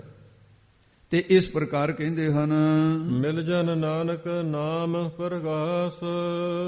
ਜਨ ਭਗਤ ਜਨ ਬਾ ਗੁਰਮੁਖਾਂ, ਬਾਬਾ ਬੁੱਢਾ ਸਾਹਿਬ ਵਰਗੇ ਉਸ ਵੇਲੇ ਦੇ, ਉਹ ਸਿਮਰਤੀ ਜੀ ਲੈ ਕੇ ਭਾਈ ਗੁਰਦਾਸ ਵਰਗੇ ਮਿਲ ਮਿਲ ਕਰਕੇ ਤੇ ਸਰੂਪ ਦਾ ਪ੍ਰਕਾਸ਼ ਹੋਇਆ ਹੈ, ਗਿਆਨ ਪ੍ਰਾਪਤ ਹੋਇਆ ਹੈ, ਆਤਮ ਸਰੂਪ ਦੀ ਲਖਤਾ ਹੋ ਗਈ ਹੈ। ਉਹ ਸਤਸੰਗਤ ਵੀ ਧਨ ਹੈ, ਜਿਨ੍ਹਾਂ ਨੇ ਸੰਗਤ ਪ੍ਰਾਪਤ ਕੀਤੀ ਉਹ ਪੁਰਖ ਵੀ ਧਨ ਹਨ। ਜਿਹੜੀ ਸੰਗਤ ਹੈ ਇਹ 4 ਪ੍ਰਕਾਰ ਦੀ ਹੋਇਆ ਕਰਦੀ ਹੈ। ਸੰਗਤ 2 ਚੀਜ਼ਾਂ ਦੇ ਮਿਲਾਪ ਦਾ ਹੀ ਨਾਮ ਹੈ, 2 ਵਿਅਕਤੀਆਂ ਦਾ ਮਿਲਾਪ ਹੈ, ਇਹਨੂੰ ਸੰਗਤ ਕਹਿੰਦੇ ਨੇ। ਸੰਗਤ ਉਹਨੂੰ ਕਹਿੰਦੇ ਨੇ ਜਿਹੜੀ ਇਕੱਲਾ ਸੰਗਤ ਹੈ, ਵੀ ਜਿਹਦੇ ਮਿਲਣ ਕਰਕੇ ਇੱਕ ਦੂਜੇ ਸੁਭਾਵਿਕ ਮਿਲ ਗਏ, ਨਾ ਔਗਣਾਂ 'ਚ ਵਾਧਾ ਹੋਇਆ ਮਿਲਣ ਕਰਕੇ, ਨਾ ਗੁਣਾਂ 'ਚ ਵਾਧਾ ਹੋਇਆ, ਸਮਾਨ ਰਹਿ ਗਏ। ਇਹ ਤਾਂ ਇੱਕ ਇਕੱਲੀ ਸੰਗਤ। ਦੂਸਰੀ ਹੈ ਸਾਧ ਸੰਗਤ। ਸਾਧ ਨਾਮ ਨਿਰਮਲਤਾ ਕੇ ਕਰਮ, ਜਿਹਦੇ ਨਿਰਮਲ ਕਰਮਨ, ਤੇ ਉਹਨਾਂ ਦੀ ਸੰਗਤ ਕਰਕੇ ਸੇਵਾ ਕਰਨ ਨੂੰ ਜੀ ਕਰਨ ਲੱਗਿਆ, ਸਿਮਰਨ ਕਰਨ ਨੂੰ ਜੀ ਕਰਨ ਲੱਗਿਆ, ਸ਼ੁਭ ਗੁਣ ਕਥਾ ਸੁਣਨ ਨੂੰ ਜੀ ਕਰਨ ਲੱਗਿਆ, ਕੀਰਤਨ ਕਰਾਂ, ਬਾਣੀ ਪੜ੍ਹਾਂ, ਨਿਸਕਾਮ ਸੇਵਾ ਕਰਾਂ, ਜੀਵਨ ਉੱਚਾ ਹੁੰਦਾ ਗਿਆ। ਉਹਦਾ ਨਾਮ ਹੈ ਸਾਧ ਸੰਗਤ। ਕਬੀਰ ਸੰਗਤ ਕਰੀਏ ਸਾਧ ਕੀ, ਤਾਂ ਹੀ ਕਿਹਾ ਨਾ ਅੰਤ ਕਰੇ ਨਿਰਵਾਹ। ਤੇ ਤੀਸਰੀ ਕੁਸੰਗਤ। ਕੁਸੰਗਤ ਖੋਟੀ ਭਾਵ ਭੈੜੀ ਸੰਗਤ, ਖੋਟੇ ਪੁਰਖ ਦੇ ਨਾਲ ਮਿਲ ਜਾਣਾ, ਜਾਂ ਇੱਕ ਦੂਜਾ ਇਹੋ ਜਿਹਾ ਬੰਦਾ ਮਿਲਣਾ ਔਗਣਾਂ ਦਾ ਭਰਿਆ ਹੋਇਆ, ਤੇ ਉਹਦੇ ਕੋਲੋਂ ਆਪਣਾ ਗੁਣ ਤਾਂ ਉਹਨੂੰ ਕੀ ਦੇਣਾ, ਉਹਦੇ ਔਗਣ ਆਪ ਧਾਰਨ ਕਰ ਲੈਣੇ, ਆਪਣਾ ਜੀਵਨ ਗਰਕ ਹੋ ਜਾਣਾ। ਉਹਨੂੰ ਕਹਿੰਦੇ ਕੁਸੰਗਤ ਹੋ ਗਈ, ਭੈੜੀ ਸੰਗਤ ਹੋ ਗਈ, ਜਿਹਦੇ ਨਾਲ ਜੀਵਨ ਜਿਹੜਾ ਉਹ ਗਰਕ ਹੋ ਗਿਆ। ਸ੍ਰੇਸ਼ਟ ਗੁਣ ਛੱਡ ਦਿੱਤੇ, ਵੱਡਿਆਂ ਦੀ ਸ਼ਰਮ ਛੱਡ ਦਿੱਤੀ, ਮਾੜੇ ਕਰਮ ਕਰਨ ਲੱਗ ਪਿਆ, ਕਥਾ ਕੀਰਤਨ 'ਚ ਰੁਚੀ ਨਹੀਂ ਰਹੀ, ਸੇਵਾ 'ਚ ਰੁਚੀ ਨਹੀਂ ਰਹੀ, ਰਹਿਤ ਵਹਿਤ ਦੇ 'ਚ ਪਿਆਰ ਨਹੀਂ ਰਿਹਾ। ਉਹਨੂੰ ਕਹਿੰਦੇ ਕੁਸੰਗਤੀ ਹੈ। ਫਿਰ ਬਾਣਾ ਚਾਹੇ ਗੁਰਸਿੱਖਾਂ ਵਾਲੀ ਹੋਵੇ, ਪਰ ਹੈ ਫਿਰ ਕੁਸੰਗਤੀ ਆ, ਉਹਨੂੰ ਪ੍ਰਵਾਨ ਨਹੀਂ ਕਰਦੇ ਮਹਾਰਾਜ। ਚੌਥੀ ਹੈ ਸਤ ਸੰਗਤ, ਜਿਨ੍ਹਾਂ ਨਾਲ ਵਿਕੇ ਸਤਨਾਮ ਪਰਮੇਸ਼ਰ ਦਾ, 3 ਕਾਲਵਤ ਤਿੰਗ ਸਤ ਤਿਉ। ਸੰਗ, ਇਹ ਸ਼ਬਦ ਜਿਹੜੇ ਨਾ ਵਿਚਾਲੇ ਸੱਸਾ ਸੱਸੇ ਦੇ ਟਿੱਪੀ ਹੈ। ਸੰਗ ਉਚਾਰਨ ਕਰਨ ਵੇਲੇ ਨਹੀਂ ਅਕਣ ਕਰਨਾ ਤੁਸੀਂ, ਇਹ ਅਰਥ ਹੋ ਰਹੇ ਨੇ। ਸਤ ਜਿਹਦਾ ਨਾਸ ਨਹੀਂ ਹੁੰਦਾ, ਸੰਗ ਭਲੀ ਪ੍ਰਕਾਰ, ਤੇ ਗਤ ਨਾਮ ਪ੍ਰਾਪਤੀ ਦਾ। ਜਿੱਥੇ ਸੱਚ ਦੀ ਪ੍ਰਾਪਤੀ ਹੋਵੇ, ਜਿੱਥੇ ਸੱਚ ਸਰੂਪ ਪਰਮੇਸ਼ਰ ਦੀ ਪ੍ਰਾਪਤੀ ਹੋਵੇ, ਤੇ ਉਹ ਪ੍ਰਾਪਤੀ ਨੂੰ ਕਹਿੰਦੇ ਸਤ ਸੰਗਤ। ਇਹ ਗ੍ਰਹਿਣ ਹੋਵੇ, ਉਹ ਸਤ ਸੰਗਤ। ਸਤ ਸੰਗਤ ਕੈਸੀ ਜਾਣੀਐ, ਜਿਥੇ ਏਕੋ ਨਾਮ ਬਖਾਣੀਐ। ਜਹ ਸਤਿਗੁਰ ਤਹ ਸਤ ਸੰਗਤ ਬਣਾਈ। ਆ 4 ਬੰਦੇ ਇਕੱਠੇ ਹੋ ਕੇ ਕਹਿ ਦਿੰਦੇ ਆ ਜੀ ਸਤ ਸੰਗਤ ਕਰਦੇ ਆ, ਸਤਸੰਗ ਘਰ ਬਣਾਏ ਹੋਏ ਨੇ, ਆ ਜਾਓ ਜੀ ਸਤ ਸੰਗਤ ਕਰਦੇ ਆ। ਭਾਈ ਨਹੀਂ ਭਾਈ, ਗੁਰਬਾਣੀ ਦੀ ਗੁਰਮਤਿ ਦੇ ਵਿੱਚ ਕੀ ਨਿਰਣਾ ਹੈ? ਜਿੱਥੇ ਸਤਿਗੁਰੂ ਆਪ ਹੋਵੇ ਉਹ ਸਤ ਸੰਗਤ ਹੈ ਗੁਰਸਿੱਖੋ। ਹੁਣ ਗੁਰੂ ਗ੍ਰੰਥ ਸਾਹਿਬ ਪ੍ਰਕਾਸ਼ ਹੈ, ਇਹਨੂੰ ਆਪਾਂ ਸਤ ਸੰਗਤ ਕਹਿ ਸਕਦੇ ਹਾਂ ਨਿਰਸੰਦੇਹ। ਗੁਰਮਤਿ ਦੇ ਵਿੱਚ ਐਸਾ ਹੈ। ਤੋ ਇਸ ਪ੍ਰਕਾਰ ਮਹਾਰਾਜ ਨੇ ਇਹ ਸ਼ਬਦ ਸਮਾਪਤ ਕੀਤਾ, ਤੇ ਅੱਗੇ ਸਤਿਗੁਰੂ ਜੀ ਕਿਰਪਾ ਕਰ ਰਹੇ ਨੇ। ਸੁਣੋ ਜੀ। ਰਾਗ ਗੂਜਰੀ ਮਹੱਲਾ ਪੰਜਵਾ, ਕਾਹੇ ਰੇ ਮਨ ਚਿਤ ਭੈ ਉਦਮ। ਤੇ ਸਤਿਗੁਰੂ ਮਹਾਰਾਜ ਸਾਹਿਬ ਨੇ ਗੂਜਰੀ ਰਾਗ 'ਚ ਹੁਣ ਗੁਰੂ ਅਰਜਨ ਦੇਵ ਜੀ ਦਾ ਸ਼ਬਦ ਆ ਗਿਆ। ਇਹਨਾਂ ਦੋਨਾਂ ਸ਼ਬਦਾਂ ਦਾ ਭੇਦ ਹੈ। ਰਹਿ ਰਾਸ ਦੇ ਵਿੱਚ ਜਿਹੜਾ 10 ਅੰਗ ਤੇ ਜਿੱਥੇ ਹੁਣ ਇਸ ਵੇਲੇ ਵਿਚਾਰ ਹੋ ਰਹੀ ਹੈ, ਤੇ ਉਹਦੇ ਵਿੱਚ ਰਾਗ ਗੂਜਰੀ ਮਹੱਲਾ ਪੰਜਵਾ, ਉਹਦੇ 'ਚ ਗੂਜਰੀ ਮਹੱਲਾ ਪੰਜਵਾ ਚੌਪ ਦੇ ਕਰ ਪਹਿਲਾ, ਇਹ ਭੇਦ ਹੈ ਇੱਕ ਤਾਂ। ਇਸ ਦੇ ਵਿੱਚ ਆਊਗਾ ਰਹਿ ਰਸ ਵਾਲੇ ਜੀ ਸਤ ਸੰਗਤ ਮਿਲੇ ਸੋ ਤਰਿਆ, ਤੇ ਉੱਥੇ ਆਊਗਾ ਸਤ ਸੰਗਤ ਮਿਲੇ ਸੇ ਤਰਿਆ, ਸੱਸੇ ਨੂੰ ਔਂਕੜਿਆ ਸੱਸੇ ਨੂੰ ਸਿਹਾਰੀ ਆਊਗੀ ਉੱਥੇ, ਜਿਹੜਾ 495 ਅੰਗ ਤੇ ਆਊਗਾ। ਊਡੇ ਊੜ ਆਵੈ ਸੈ ਕੋਸਾ, ਉੱਥੇ ਪਾਠ ਆਊਗਾ ਊਡੈ, ਇੱਥੇ ਊਡੇ ਉੱਥੇ ਊਡੈ ਊੜ ਆਵੈ ਸੈ ਕੋਸਾ। ਰਹਿ ਰਸ ਵਾਲੇ ਚ ਆਏਗਾ ਤਿੰਨ ਕਵਣ ਖਿਲਾਵੈ ਕਵਣ ਚੁਗਾਵੈ, ਉੱਥੇ ਪਾਠ ਹੈਗਾ ਉਨ ਕਵਣ ਖਿਲਾਵੈ ਕਵਣ ਚੁਗਾਵੈ। ਇਹ ਭੇਦ ਨੇ ਇਸ ਦੇ, ਇਹ ਤਾਂ ਅਸੀਂ ਪਾਠ ਦੇ ਭੇਦ। ਰਾਗ ਗੁਜਰੀ ਦੇ ਅੰਦਰ ਗੁਰੂ ਅਰਜਨ ਦੇਵ ਜੀ ਦਾ ਇਹ ਸ਼ਬਦ ਹੈ, ਉਚਾਰਨ ਕਦੋਂ ਕੀਤਾ ਹੈ? ਜਦੋਂ ਸ੍ਰੀ ਗੁਰੂ ਰਾਮਦਾਸ ਜੀ ਮਹਾਰਾਜ ਜੋਤੀ ਜੋਤ ਸਮਾ ਗਏ ਗੁਰਤਾ ਗੱਦੀ ਤੇ, ਗੁਣਾਂ ਦੇ ਆਧਾਰ ਤੇ ਗੁਰੂ ਅਰਜਨ ਦੇਵ ਜੀ ਮਹਾਰਾਜ ਸੁਭਾਇਮਾਨ ਹੋ ਗਏ। 1638 ਦੇ ਵਿੱਚ ਭਾਦਰੋਂ ਸੁਦੀ ਤੀਜ ਨੂੰ ਗੁਰੂ ਰਾਮਦਾਸ ਜੀ ਜੋਤੀ ਜੋਤ ਸਮਾਏ, ਤੇ ਭਾਈ ਗੁਰਦਾਸ ਜੀ ਉਸ ਵੇਲੇ ਆਗਰੇ ਦੇ ਵਿੱਚ ਪ੍ਰਚਾਰ ਕਰਨ ਵਾਸਤੇ ਗਏ ਹੋਏ ਸੀ, ਇੱਥੇ ਹੈ ਨਹੀਂ ਸੀ। ਹੁਣ ਅੱਜ ਕੱਲ੍ਹ ਵਰਗੇ ਤਾਂ ਸਾਧਨ ਨਹੀਂ ਸੀ, ਹੌਲੀ ਹੌਲੀ ਪਤਾ ਲੱਗਦਾ ਤੇ ਮਹੀਨੇ ਲੱਗ ਗਏ ਪਤਾ ਲੱਗਣ ਨੂੰ। ਕਿਤੇ ਕੋਈ ਗੁਰਸਿੱਖ ਗਿਆ, ਉਹ ਹੌਲੀ ਹੌਲੀ ਜਦੋਂ ਪਤਾ ਲੱਗਿਆ ਤੇ ਭਾਈ ਗੁਰਦਾਸ ਜੀ ਸੁਣਨ ਦੀ ਸਾਰੇ ਬੈਰਾਗ ਵਿੱਚ ਆ ਗਏ, ਕਹਿੰਦੇ ਮੇਰੇ ਗੁਰੂ ਰਾਮਦਾਸ ਸੱਚੇ ਪਾਤਸ਼ਾਹ ਸੰਸਾਰ ਤੋਂ ਚਲੇ ਗਏ। ਤੇ ਭਾਈ ਗੁਰਤਾ ਗੱਦੀ ਕਹਿੰਦੇ ਜੀ ਉਹਨਾਂ ਦਾ ਛੋਟੇ ਪੁੱਤਰ ਗੁਰੂ ਅਰਜਨ ਦੇਵ ਜੀ ਨੂੰ ਭਾਣਜੇ ਲੱਗਦੇ ਸੀ। ਕਹਿੰਦੇ ਅੱਛਾ, ਗੁਰੂ ਨੇ ਕਿਰਪਾ ਕੀਤੀ ਹੈ, ਆਪ ਜੀ ਨੇ ਸੰਗਤ ਨੂੰ ਕਹਿਤਾ ਸੰਗਤ ਜੀ ਮੈਂ ਹੁਣ ਰਹਿ ਨਹੀਂ ਸਕਦਾ। ਗੁਰੂ ਰਾਮਦਾਸ ਜੀ ਜੋਤੀ ਜੋਤ ਸਮਾ ਗਏ ਤੇ ਗੁਰਤਾ ਗੱਦੀ ਦੇ ਮਾਲਕ ਮੇਰਾ ਭਾਣਜਾ ਬਣਿਆ ਗੁਰੂ ਅਰਜਨ, ਮੈਂ ਹੁਣ ਜਾਣਾ ਚਾਹੁੰਦਾ। ਸੰਗਤ ਕਹਿੰਦੀ ਮਹਾਰਾਜ ਅਸੀਂ ਵੀ ਨਾਲੇ ਚੱਲਾਂਗੇ, ਗੁਰੂ ਰਾਮਦਾਸ ਜੋਤੀ ਜੋਤ ਸਮਾਏ, ਹੁਣ ਅਸੀਂ ਗੁਰੂ ਕੇ ਸਿੱਖ ਹਾਂ, ਤੁਸੀਂ ਸਾਨੂੰ ਸਿੱਖਿਆ ਦਿੱਤੀ ਹੈ, ਨਾਲ ਲੈ ਕੇ ਚੱਲੋ। ਜਿਉਂ ਕਾਫਲਾ ਤਿਆਰ ਹੋਇਆ, ਬੁੱਢੇ ਵੀ ਤਿਆਰ ਹੋ ਗਏ, ਬੱਚੇ ਵੀ ਤਿਆਰ, ਬੀਬੀਆਂ ਵੀ ਤਿਆਰ, ਬਹੁਤ ਭਾਰੀ ਕਾਫਲਾ। ਹੌਲੀ ਹੌਲੀ 12 ਕੁ ਕੋਹਾਂ ਤੇ ਮੰਜ਼ਿਲ ਕਰਨੀ, ਇਹਨੂੰ ਇੱਕ ਮੰਜ਼ਿਲ ਕਹਿੰਦੇ ਨੇ। ਮੰਜ਼ਿਲਾਂ ਮਾਰਦੇ ਸਰਦੀ ਦਾ ਮੌਸਮ, ਭਾਦਰੋਂ ਚੜ੍ਹਾਈ ਕਰੇ ਥੀ, ਹੁਣ ਸਰਦੀ ਆ ਗਈ ਕਿਉਂਕਿ ਮਹੀਨੇ ਲੱਗ ਗਏ ਪਤਾ ਲੱਗਣ ਨੂੰ, ਤੇ ਪੂਰੀ ਸਰਦੀ ਠੱਕਾ ਵਗੇ, ਮੀਂਹ ਪੈ ਕੇ ਹਟਿਆ, ਕੱਪੜੇ ਭਿੱਜੇ ਹੋਏ, ਮਸਾਂ ਕਿਤੇ ਦੁਆਬੇ ਵਾਲੇ ਪਾਸੇ ਤੋਂ ਬਿਆਸਾ ਦੇ ਕਿਨਾਰੇ ਤੇ ਪਹੁੰਚੇ। ਸਾਹਮਣੇ ਗੋਇੰਦਵਾਲ ਦਿਖਿਆ, ਨਮਸਕਾਰਾਂ ਕੀਤੀਆਂ। ਗੋਇੰਦਵਾਲ ਗੋਬਿੰਦਪੁਰੀ ਸਮ ਜੱਲਣ ਤੀਰ ਵਿਭਾਸ ਬਣਾਇਓ।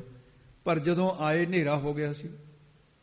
ਅਗਲੀ ਸੰਗਤ ਨੂੰ ਤਾਂ ਪਤਾ ਲੱਗ ਗਿਆ ਵੀ ਸੰਗਤ ਆ ਗਈ ਹੈ ਕਿਸੇ ਥਾਂ ਦੀ, ਉਹ ਲੰਗਰ ਤਿਆਰ ਕਰਨ ਲੱਗ ਗਏ ਗੋਇੰਦਵਾਲ ਵਾਲੇ ਪਾਸੇ ਜਿੱਥੇ ਸਥਾਨ ਬਣਿਆ ਲੰਗਰ ਗੁਰੂ ਅਮਰਦਾਸ ਮਹਾਰਾਜ ਨੇ ਸ਼ੁਰੂ ਕੀਤਾ ਸੀ। ਅਕਬਰ ਨੇ ਬਹਿ ਕੇ ਜਿੱਥੇ ਲੰਗਰ ਛਕੇ ਪੰਗਤਾਂ 'ਚ, ਤੇ ਬਹੁਤ ਚਿੰਤਾ ਹੋਈ। ਬੇੜੀਆਂ ਵਾਲੇ ਤਾਂ ਘਰਾਂ ਨੂੰ ਚਲੇ ਗਏ। ਜਿਹੜੇ ਸਿਆਣੇ ਸੀ ਕਹਿੰਦੇ ਭਾਈ ਸਾਹਿਬ ਜੀ ਹੁਣ ਕੀ ਬਣੂਗਾ, ਜੇ ਰਾਤ ਇੱਥੇ ਕੱਟੀ ਨਾ, ਕਹਿੰਦੇ ਸਾਰੇ ਤਾਂ ਨਿਆਣੇ ਬਿਮਾਰ ਹੋ ਜਾਣਗੇ, ਨਿੱਕੇ ਬੱਚੇ ਨੇ ਜਿਹੜੇ ਗੋਦ ਦੇ। ਇਹ ਜਿਹੜੇ ਬਿਰਧਨ ਕਹਿੰਦੇ ਉਹ ਵੀ ਕਹਿੰਦੇ ਹੋ ਸਕਦਾ ਕਿਸੇ ਨੂੰ ਨਮੋਨੀਆ ਹੋ ਜਾਏ, ਕਿਸੇ ਨੂੰ ਠੰਡ ਲੱਗ ਜਾਏ। ਤੇ ਮਹਾਰਾਜ ਕੋਈ ਹੁਣ ਦੱਸੋ ਕੀ ਕਰੀਏ। ਭਾਈ ਗੁਰਦਾਸ ਸਾਹਿਬ ਜੀ ਦੇ ਚੇਤੇ ਆਇਆ, ਜਪਜੀ ਸਾਹਿਬ ਪੜ੍ਹਦੇ ਸੀ ਉਹਦਾ, ਸੁਣਿਆ ਹਾਥ ਹੋਵੇ ਸਗਾਹੋ।